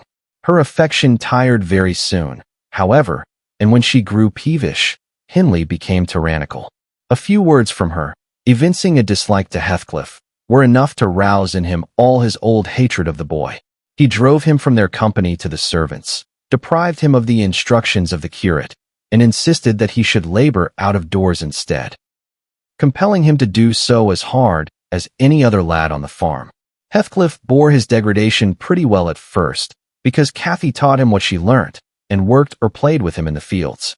They both promised fair to grow up as rude as savages, the young master being entirely negligent how they behaved, and what they did, so they kept clear of him. He would not even have seen after their going to church on Sundays. Only Joseph and the curate reprimanded his carelessness when they absented themselves, and that reminded him to order Heathcliff a flogging, and Catherine a fast from dinner or supper. But it was one of their chief amusements to run away to the moors in the morning and remain there all day, and the after punishment grew a mere thing to laugh at. The curate might set as many chapters as he pleased for Catherine to get by heart, and Joseph might thrash Heathcliff till his arm ached. They forgot everything the minute they were together again, at least the minute they had contrived some naughty plan of revenge, and many a time I've cried to myself to watch them growing more reckless daily, and I not daring to speak a syllable. For fear of losing the small power I still retained over the unfriended creatures. One Sunday evening, it chanced that they were banished from the sitting room for making a noise or a light offense of the kind, and when I went to call them to supper, I could discover them nowhere. We searched the house, above and below, and the yard and stables. They were invisible, and at last, Hindley in a passion told us to bolt the doors, and swore nobody should let them in that night. The household went to bed, and I, too anxious to lie down, opened my lattice and put my head out to hearken, though it rained, determined to admit them in spite of the prohibition, should they return. In a while, I distinguished steps coming up the road, and the light of a lantern glimmered through the gate. I threw a shawl over my head, and ran to prevent them from waking Mr. Earnshaw by knocking. There was Heathcliff, by himself. It gave me a start to see him alone. "Where is Miss Catherine?" I cried hurriedly. "No accident, I hope?" "At Thrushcross Grange," he answered. "And I would have been there too, but they had not the manners to ask me to stay." "Well, you will catch it," I said. "You'll never be content till you're sent about your business. What in the world led you wandering to Thrushcross Grange?" "Let me get off my wet clothes, and I'll tell you all about it, Nellie," he replied. I bid him beware of rousing the master, and while he undressed and I waited to put out the candle, he continued.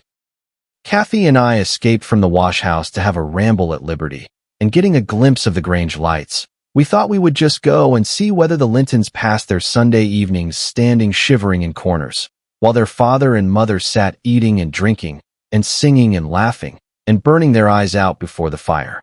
Do you think they do? Or reading sermons, and being catechized by their manservant, and set to learn a column of scripture names, if they don't answer properly? Probably not, I responded. They are good children, no doubt, and don't deserve the treatment you receive for your bad conduct. Don't can't, Nellie, he said. Nonsense. We ran from the top of the heights to the park, without stopping, Catherine completely beaten in the race, because she was barefoot. You'll have to seek for her shoes in the bog tomorrow. We crept through a broken hedge, groped our way up the path, and planted ourselves on a flower plot under the drawing-room window. The light came from thence. They had not put up the shutters, and the curtains were only half closed. Both of us were able to look in by standing on the basement and clinging to the ledge, and we saw. It was beautiful. A splendid place carpeted with crimson, and crimson-covered chairs and tables, and a pure white ceiling bordered by gold, a shower of glass drops hanging in silver chains from the center, and shimmering with little soft tapers. Old Mr. and Mrs. Linton were not there. Edgar and his sister had it entirely to themselves. Shouldn't they have been happy? We should have thought ourselves in heaven. And now, guess what your good children were doing? Isabella. I believe she is 11, a year younger than Cathy, lay screaming at the farther end of the room, shrieking as if witches were running red-hot needles into her. Edgar stood on the hearth weeping silently, and in the middle of the table sat a little dog, shaking its paw and yelping, which, from their mutual accusations, we understood they had nearly pulled in two between them. The idiots. That was their pleasure. To quarrel who should hold a heap of warm hair, and each begin to cry because both, after struggling to get it, refused to take it. We laughed outright at the petted things. We did despise them. When would you catch me wishing to have what Catherine wanted? Or find us by ourselves, seeking entertainment in yelling and sobbing and rolling on the ground, divided by the whole room? I'd not exchange, for 1,000 lives, my condition here, for Edgar Linton's at Thrushcross Grange. Not if I might have the privilege of flinging Joseph off the highest gable, and painting the house front with Hindley's blood. Hush, hush, I interrupted. Still you have not told me, Heathcliff, how Catherine is left behind. I told you we laughed, he answered. The Lintons heard us, and with one accord they shot like arrows to the door. There was silence, and then a cry. Oh, Mama, Mama. Oh, Papa. Oh, Mama, come here. Oh, Papa, oh. They really did howl out something in that way. We made frightful noises to terrify them still more, and then we dropped off the ledge, because somebody was drawing the bars, and we felt we had better flee. I had Cathy by the hand, and was urging her on, when all at once she fell down. Run, Heathcliff, run, she whispered. They have let the bulldog loose, and he holds me. The devil had seized her ankle. Nellie. I heard his abominable snorting. She did not yell out, no? She would have scorned to do it, if she had been spitted on the horns of a mad cow. I did, though. I vociferated curses enough to annihilate any fiend in Christendom, and I got a stone and thrust it between his jaws, and tried with all my might to cram it down his throat. A beast of a servant came up with a lantern, at last, shouting, "Keep fast, Skulker, keep fast." He changed his note, however, when he saw Skulker's game. The dog was throttled off. His huge, purple tongue hanging half a foot out of his mouth, and his pendant lips streaming with bloody slaver. The man took Cathy up. She was sick, not from fear, I'm certain, but from pain. He carried her in. I followed, grumbling execrations and vengeance. What pray, Robert? Hallooed Linton from the entrance. Skulker has caught a little girl, sir, he replied. And there's a lad here, he added, making a clutch at me, who looks than out and outer. Very like the robbers were for putting them through the window to open the doors to the gang after all were asleep, that they might murder us at their ease. Hold your tongue, you foul-mouthed thief, you. You shall go to the gallows for this. Mr. Linton, sir, don't lay by your gun. No, no, Robert, said the old fool. The rascals knew that yesterday was my rent day. They thought to have me cleverly. Come in, I'll furnish them a reception. There, John, fasten the chain. Give Skulker some water, Jenny. To beard a magistrate in his stronghold, and on the Sabbath, too. Where will their insolence stop? Oh, my dear Mary, look here. Don't be afraid. It is but a boy, yet the villain scowls so plainly in his face. Would it not be a kindness to the country to hang him at once, before he shows his nature in acts as well as features? He pulled me under the chandelier, and Mrs. Linton placed her spectacles on her nose and raised her hands in horror. The cowardly children crept nearer also, Isabella lisping, "Frightful thing. Put him in the cellar, Papa. He's exactly like the son of the fortune-teller that stole my tame pheasant. Isn't he, Edgar?" While they examined me, Cathy came round. She heard the last speech and laughed. Edgar Linton, after an inquisitive stare, collected sufficient wit to recognize her. "They see us at church, you know, though we seldom meet them elsewhere. That's Miss Earnshaw," he whispered to his mother. "And look how Skulker has bitten her, how her foot bleeds." "Miss Earnshaw? Nonsense," cried the dame. "Miss Earnshaw scouring the country with a gypsy. And yet, my dear, the child is in mourning. Surely it is, and she may be lamed for life." "What culpable carelessness in her brother!" exclaimed Mr. Linton, turning from me to Catherine. "I've understood from Shielders, that was the curate, sir, that he lets her grow up in absolute heathenism. But who is this? Where did she pick up this companion? Oh ho! I declare he is that strange acquisition my late neighbor made, in his journey to Liverpool, a little Lascar, or an American or Spanish castaway. A wicked boy, at all events," remarked the old lady, "and quite unfit for a decent house. Did you notice his language, Linton? I'm shocked that my children should have heard it." I recommenced cursing.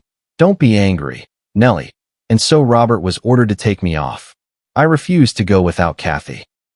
He dragged me into the garden, pushed the lantern into my hand, assured me that Mr. Earnshaw should be informed of my behavior, and, bidding me march directly, secured the door again.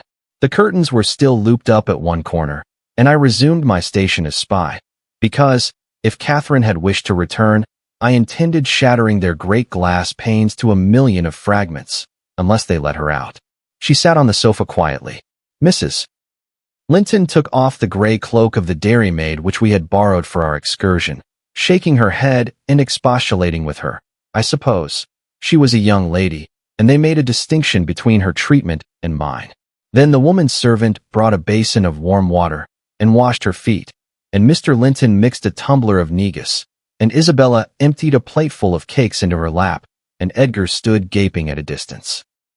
Afterwards, they dried and combed her beautiful hair, and gave her a pair of enormous slippers, and wheeled her to the fire, and I left her, as merry as she could be, dividing her food between the little dog and Skulker, whose nose she pinched as he ate, and kindling a spark of spirit in the vacant blue eyes of the Lintons, a dim reflection from her own enchanting face.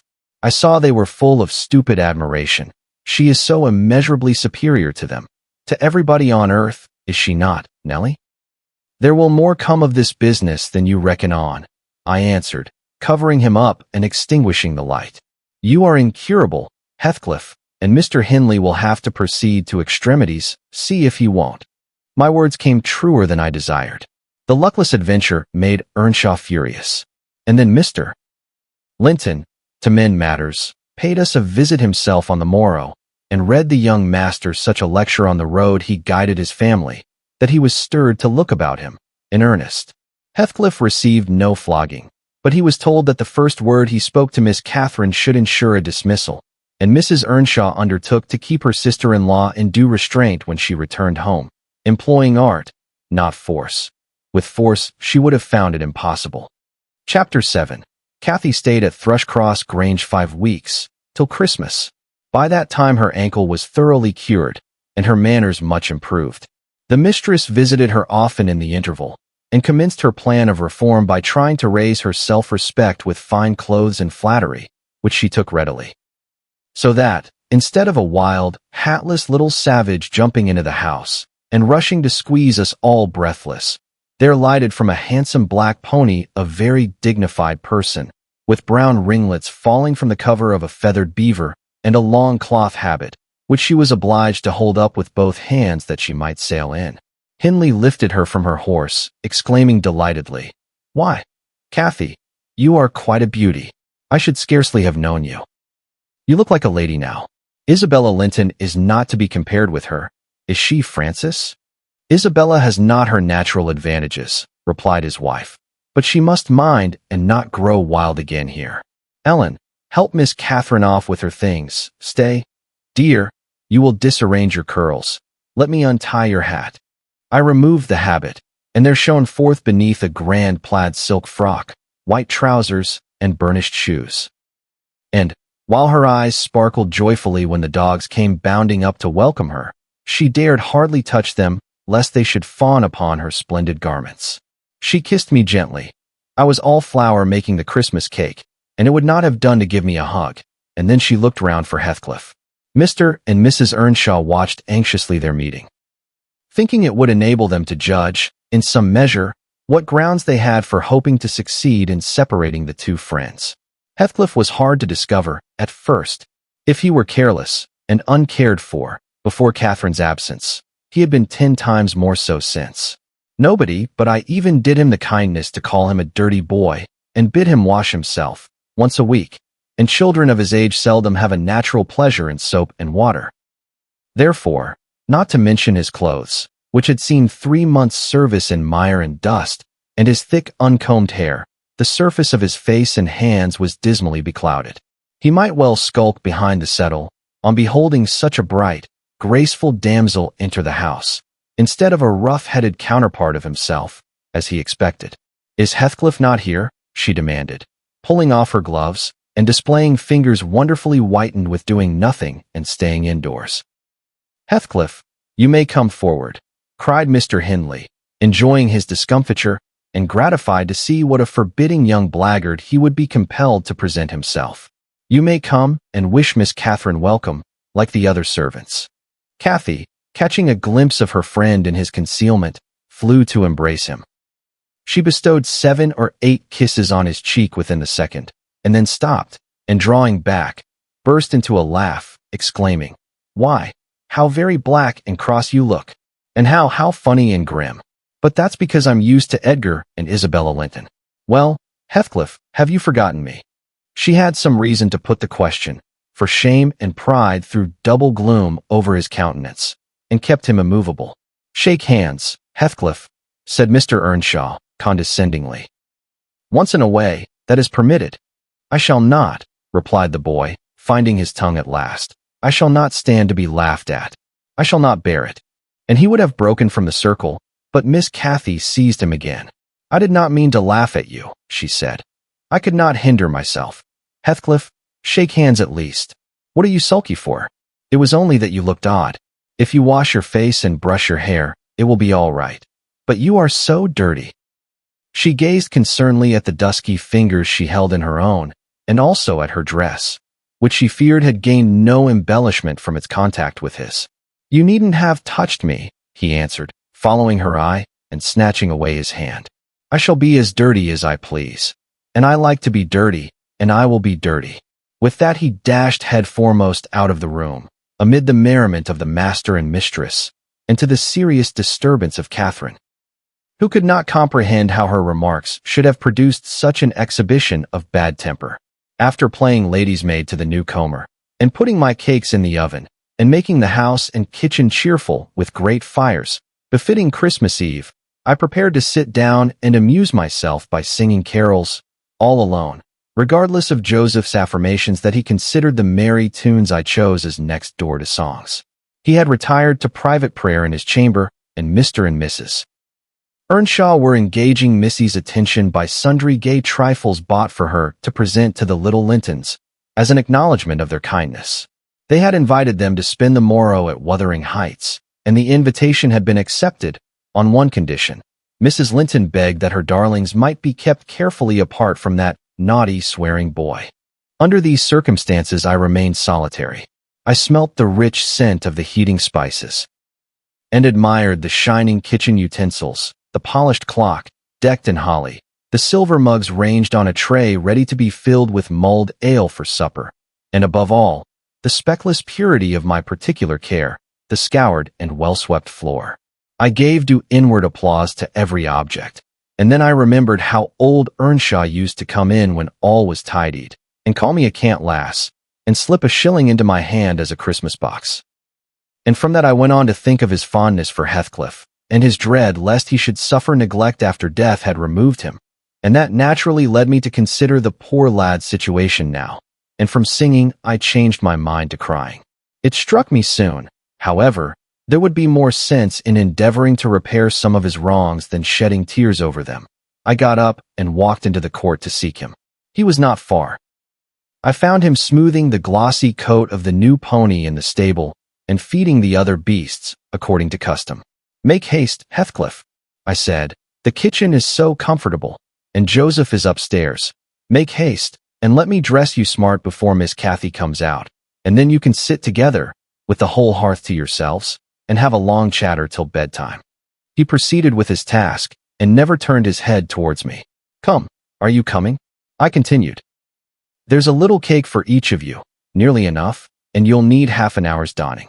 I waited 5 minutes, but getting no answer left him. Catherine supped with her brother and sister-in-law. Joseph and I joined at an unsociable meal, seasoned with reproofs on one side and sauciness on the other. His cake and cheese remained on the table all night for the fairies.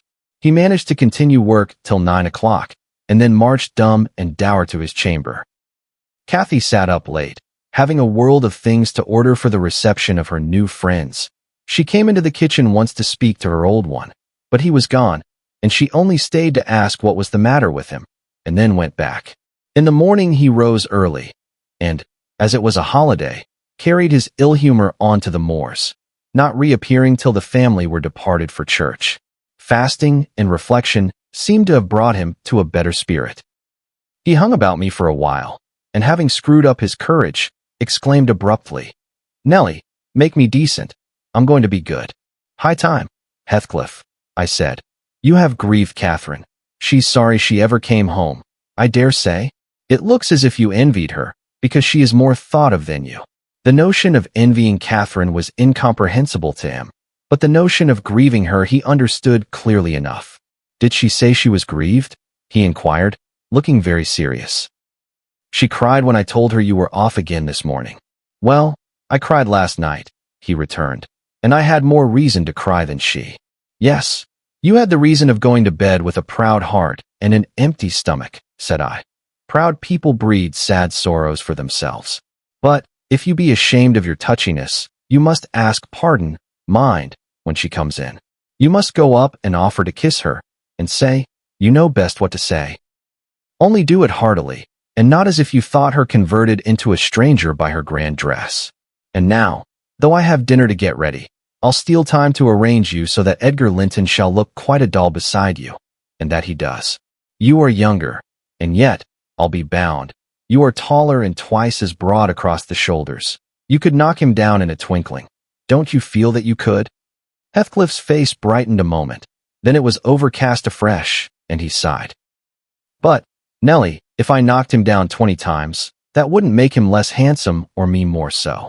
I wish I had light hair and a fair skin, and was dressed and behaved as well, and had a chance of being as rich as he will be, and cried for mamma at every turn," I added, "and trembled if a country lad heaved his fist against you, and sat at home all day for a shower of rain. Oh, Heathcliff, you are showing a poor spirit. Come to the glass, and I'll let you see what you should wish. Do you mark those 2 lines between your eyes, and those thick brows, that, instead of rising arched, sink in the middle, and that couple of black fiends, so deeply buried, who never open their windows boldly, but lurk glinting under them, like devil spies? Wish and learn to smooth away the surly wrinkles, to raise your lids frankly, and change the fiends to confident, innocent angels, suspecting and doubting nothing, and always seeing friends where they are not sure of foes. Don't get the expression of a vicious cur that appears to know the kicks it gets are its desert, and yet hates all the world, as well as the kicker, for what it suffers.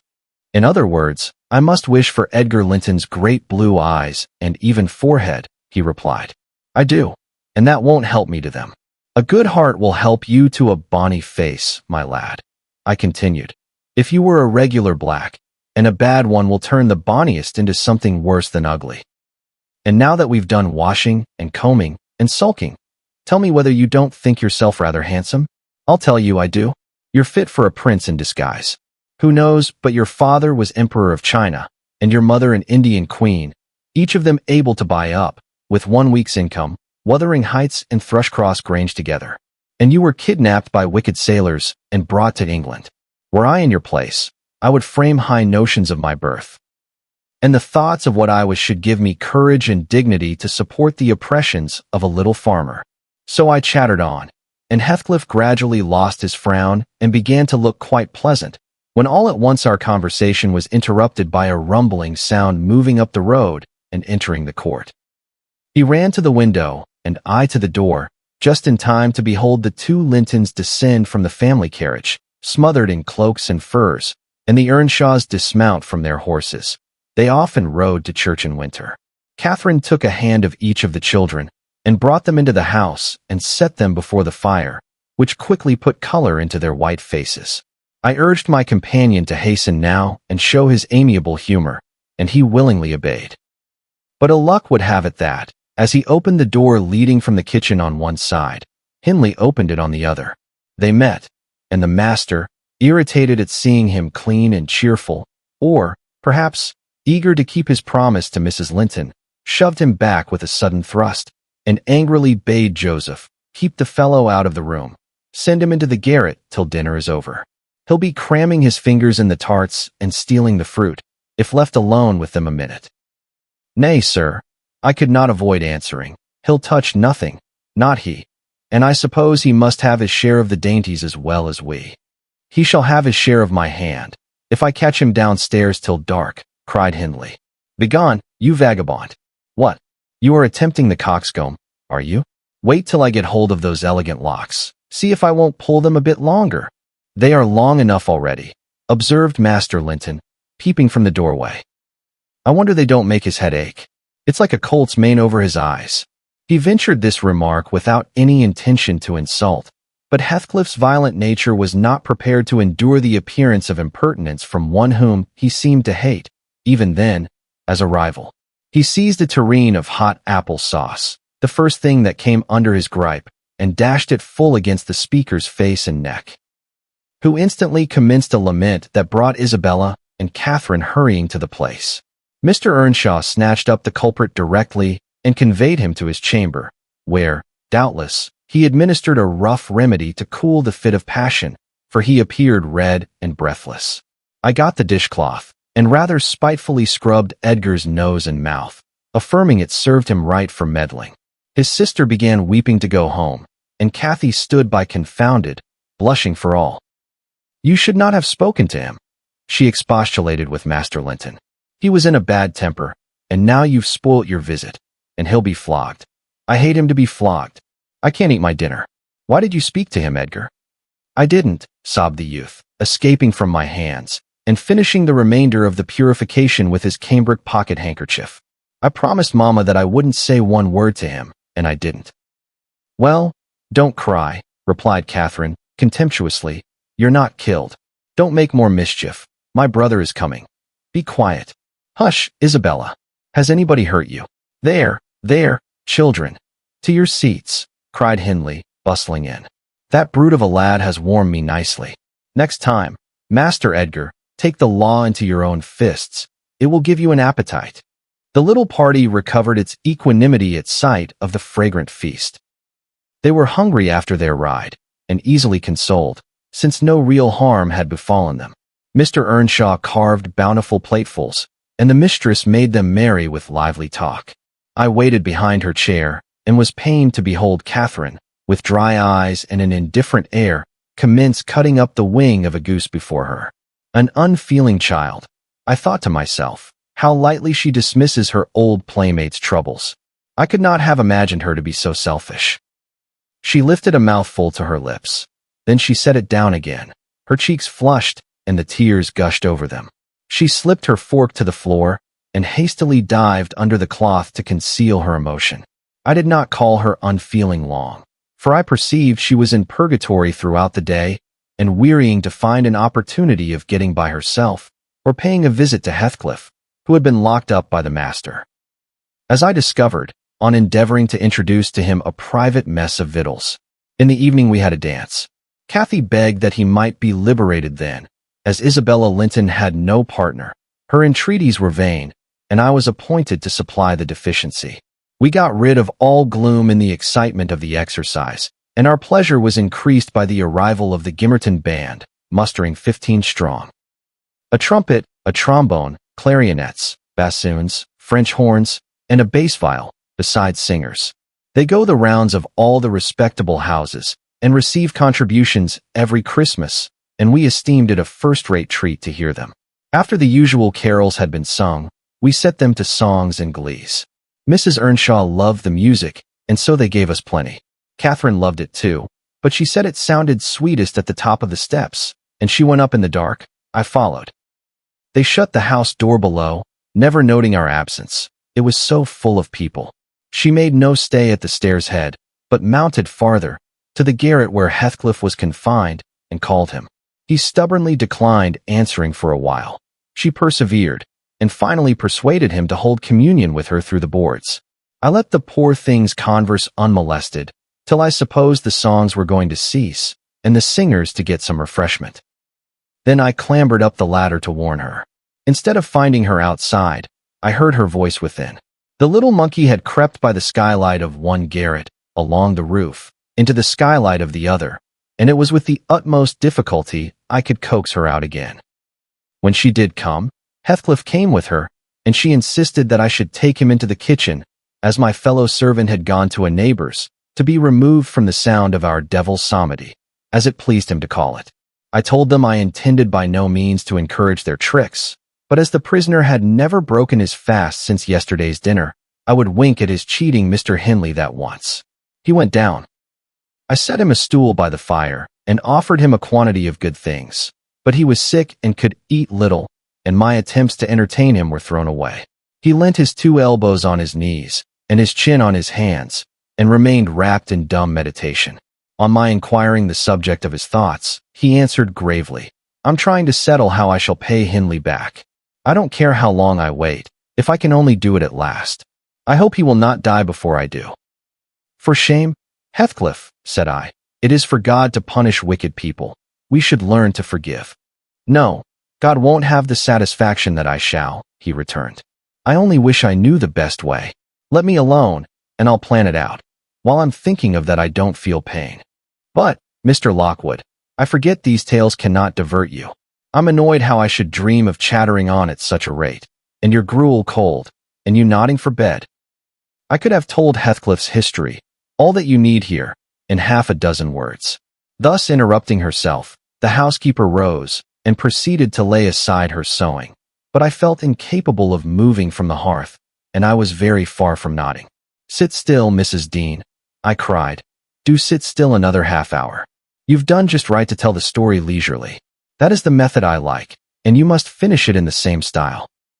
I am interested in every character you have mentioned, more or less. The clock is on the stroke of 11, sir. No matter. I'm not accustomed to go to bed in the long hours. 1 or 2 is early enough for a person who lies till 10. You shouldn't lie till 10. There's the very prime of the morning gone long before that time. A person who has not done one half his day's work by 10 o'clock runs a chance of leaving the other half undone. Nevertheless, Mrs. Dean, resume your chair.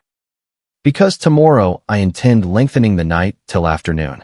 I prognosticate for myself an obstinate cold, at least. I hope not, sir. Well, you must allow me to leap over some 3 years. During that space, Mrs. Earnshaw. No, I'll allow nothing of the sort. Are you acquainted with the mood of mind in which, if you were seated alone, and the cat licking its kitten on the rug before you, you would watch the operation so intently that puss's neglect of one ear would put you seriously out of temper?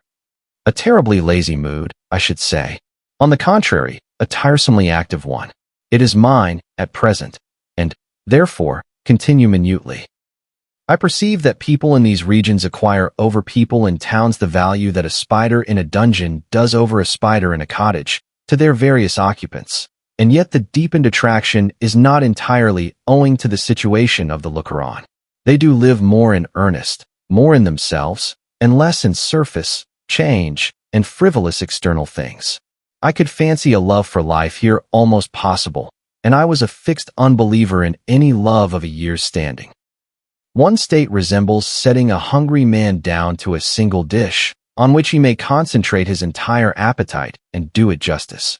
The other, introducing him to a table laid out by French cooks. He can perhaps extract as much enjoyment from the whole, but each part is a mere atom in his regard and remembrance. "Oh, here we are the same as anywhere else, when you get to know us," observed Mrs. Dean, somewhat puzzled at my speech. "Excuse me," I responded. "You, my good friend, are a striking evidence against that assertion. Excepting a few provincialisms of slight consequence, you have no marks of the manners which I am habituated to consider as peculiar to your class.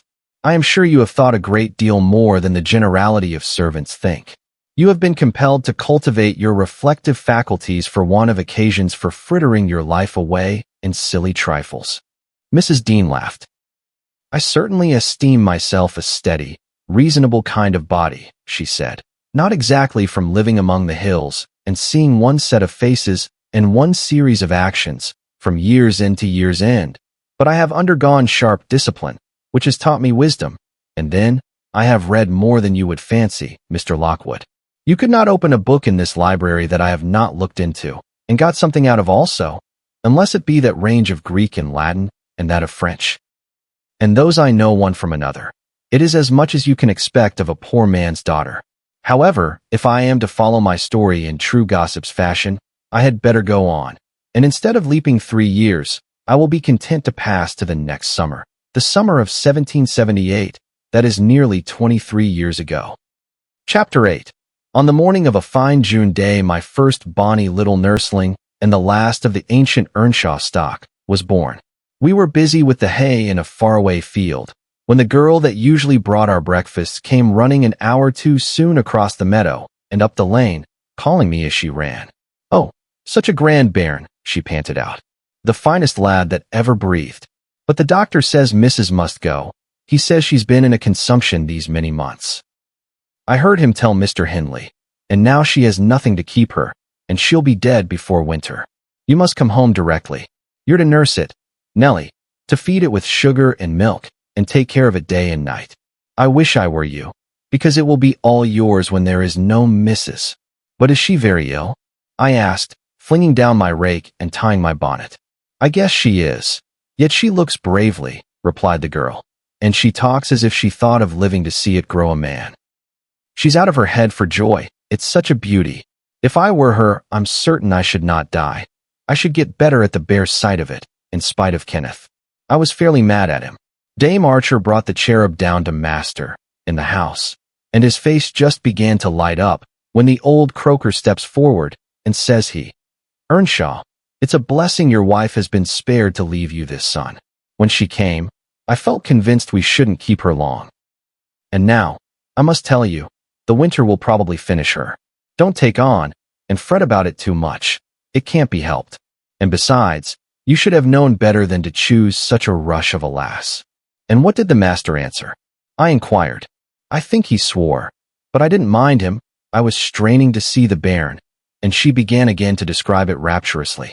I, as zealous as herself, hurried eagerly home to admire, on my part, though I was very sad for Hindley's sake. He had room in his heart only for 2 idols, his wife and himself. He doted on both, and adored one, and I couldn't conceive how he would bear the loss. When we got to Wuthering Heights, there he stood at the front door, and as I passed in, I asked, "How was the baby?" "Nearly ready to run about, Nell," he replied, putting on a cheerful smile. "And the mistress?" I ventured to inquire. "The doctor says she's—" "Damn the doctor," he interrupted, reddening. "Frances is quite right. She'll be perfectly well by this time next week. Are you going upstairs? Will you tell her that I'll come, if she'll promise not to talk?" I left her because she would not hold her tongue, and she must. Tell her Mr. Kenneth says she must be quiet. I delivered this message to Mrs. Earnshaw. She seemed in flighty spirits, and replied merrily, "I hardly spoke a word, Ellen, and there he has gone out twice, crying. Well, say I promise I won't speak, but that does not bind me not to laugh at him. Poor soul. Till within a week of her death that gay heart never failed her, and her husband persisted doggedly, nay, furiously, in affirming her health improved every day. When Kenneth warned him that his medicines were useless at that stage of the malady, and he needn't put him to further expense by attending her. He retorted, "I know you need not. She's well. She does not want any more attendance from you. She never was in a consumption. It was a fever, and it is gone. Her pulse is as slow as mine now, and her cheek is cool." He told his wife the same story, and she seemed to believe him.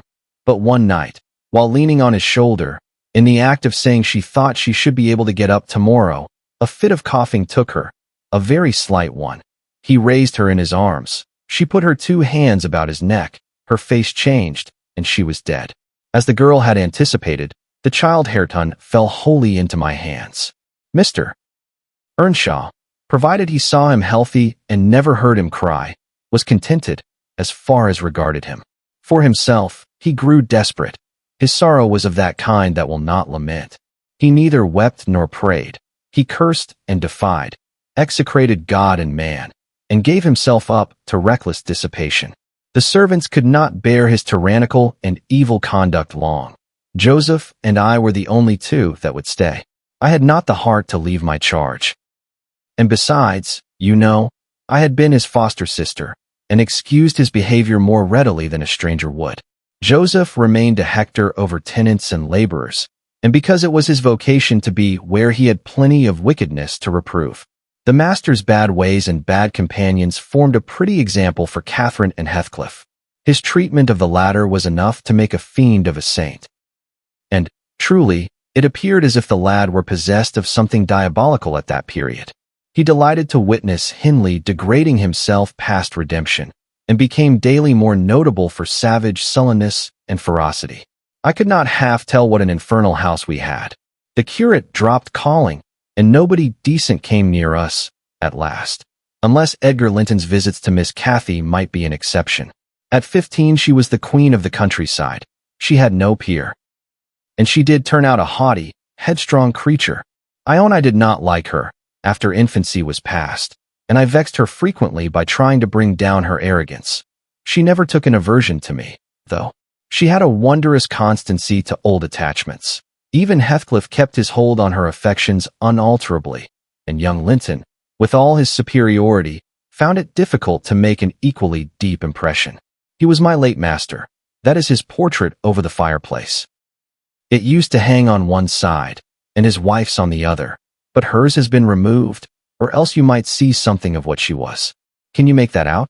Mrs. Dean raised the candle, and I discerned a soft-featured face, exceedingly resembling the young lady at the Heights, but more pensive and amiable in expression. It formed a sweet picture. The long light hair curled slightly on the temples. The eyes were large and serious, the figure almost too graceful. I did not marvel how Catherine Earnshaw could forget her first friend for such an individual. I marveled much how he, with a mind to correspond with his person, could fancy my idea of Catherine Earnshaw. A very agreeable portrait, I observed to the housekeeper. Is it like? Yes, she answered. But he looked better when he was animated. That is his everyday countenance. He wanted spirit in general. Catherine had kept up her acquaintance with the Lintons since her 5 weeks' residence among them, and as she had no temptation to show her rough side in their company, and had the sense to be ashamed of being rude where she experienced such invariable courtesy, she imposed unwittingly on the old lady and gentleman by her ingenious cordiality, gained the admiration of Isabella, and the heart and soul of her brother. Acquisitions that flattered her from the first, for she was full of ambition, and led her to adopt a double character without exactly intending to deceive anyone.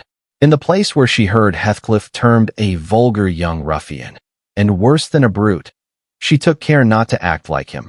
But at home she had small inclination to practice politeness that would only be laughed at, and restrain an unruly nature when it would bring her neither credit nor praise. Mr. Edgar seldom mustered courage to visit Wuthering Heights openly. He had a terror of Earnshaw's reputation, and shrunk from encountering him, and yet he was always received with our best attempts at civility. The master himself avoided offending him, knowing why he came, and if he could not be gracious, kept out of the way. I rather think his appearance there was distasteful to Catherine. She was not artful, never played the coquette, and had evidently an objection to her 2 friends meeting at all. For when Heathcliff expressed contempt of Linton in his presence, she could not half coincide, as she did in his absence. and when Linton evinced disgust and antipathy to Heathcliff, she dared not treat his sentiments with indifference, as if depreciation of her playmate were of scarcely any consequence to her. I've had many a laugh at her perplexities and untold troubles, which she vainly strove to hide from my mockery. That sounds ill-natured. But she was so proud, it became really impossible to pity her distresses, till she should be chastened into more humility.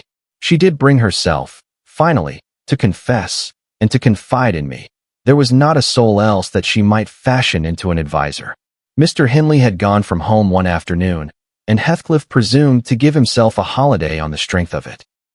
He had reached the age of 16 then, I think, and without having bad features, or being deficient in intellect, he contrived to convey an impression of inward and outward repulsiveness that his present aspect retains no traces of.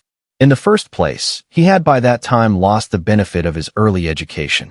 Continual hard work, begun soon and concluded late, had extinguished any curiosity he once possessed in pursuit of knowledge, and any love for books or learning.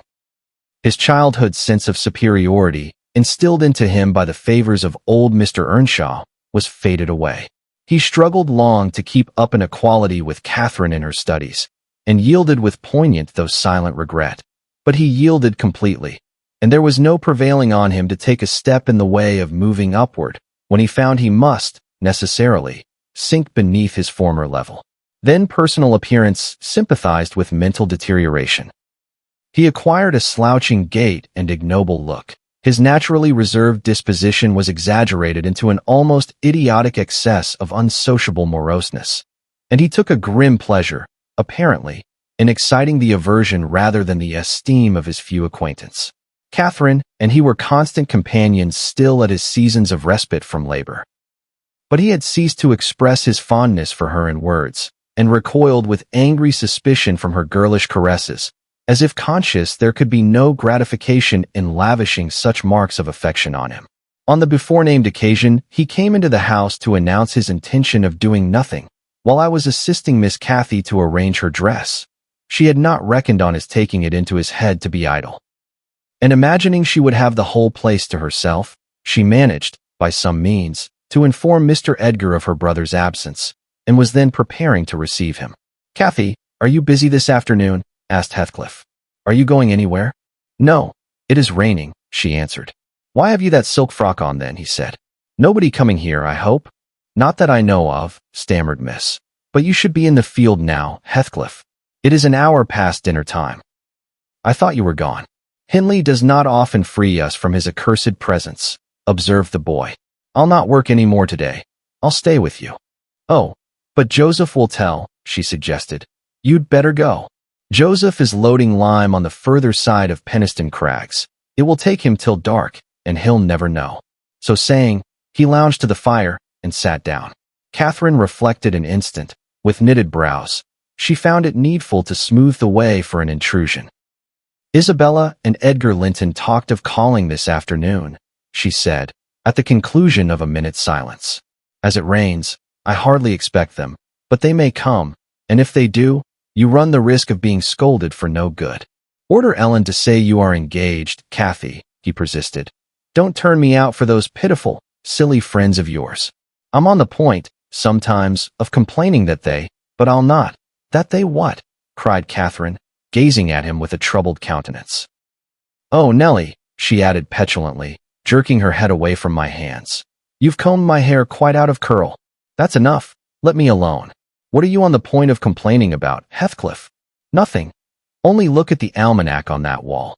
He pointed to a framed sheet hanging near the window, and continued, "The crosses are for the evenings you have spent with the Lintons, the dots for those spent with me.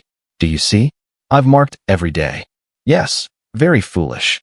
As if I took notice," replied Catherine, in a peevish tone. "And where is the sense of that?" "To show that I do take notice," said Heathcliff. "And should I always be sitting with you?" she demanded, growing more irritated. "What good do I get?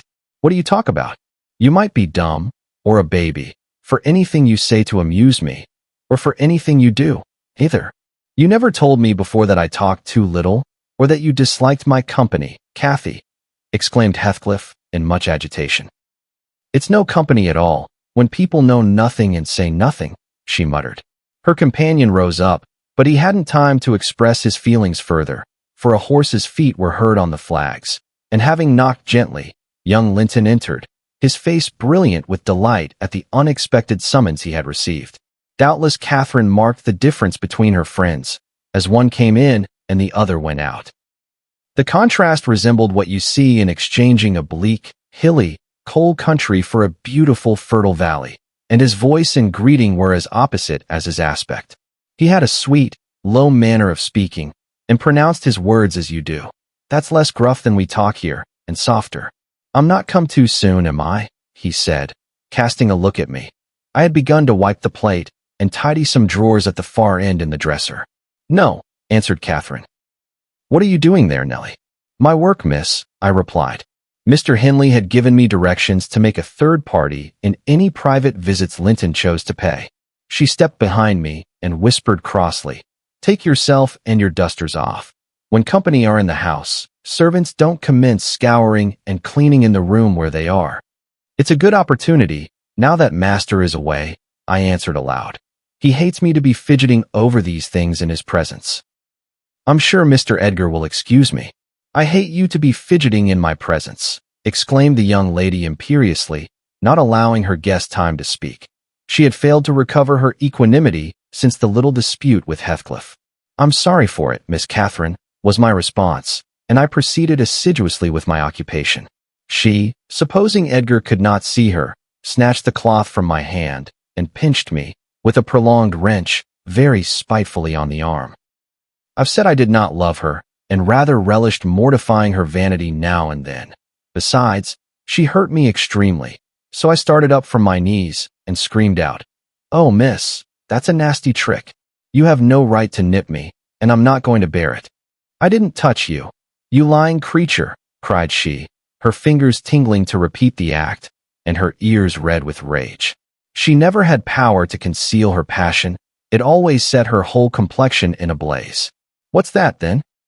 I retorted, showing a decided purple witness to refute her.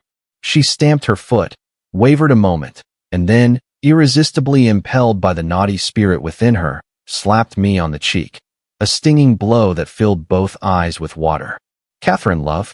Catherine, interposed Linton, greatly shocked at the double fault of falsehood and violence which his idol had committed. Leave the room, Ellen, she repeated, trembling all over. Little Hareton, who followed me everywhere, and was sitting near me on the floor, at seeing my tears commenced crying himself, and sobbed out complaints against wicked Aunt Cathy, which drew her fury on to his unlucky head. She seized his shoulders, and shook him till the poor child waxed livid, and Edgar thoughtlessly laid hold of her hands to deliver him.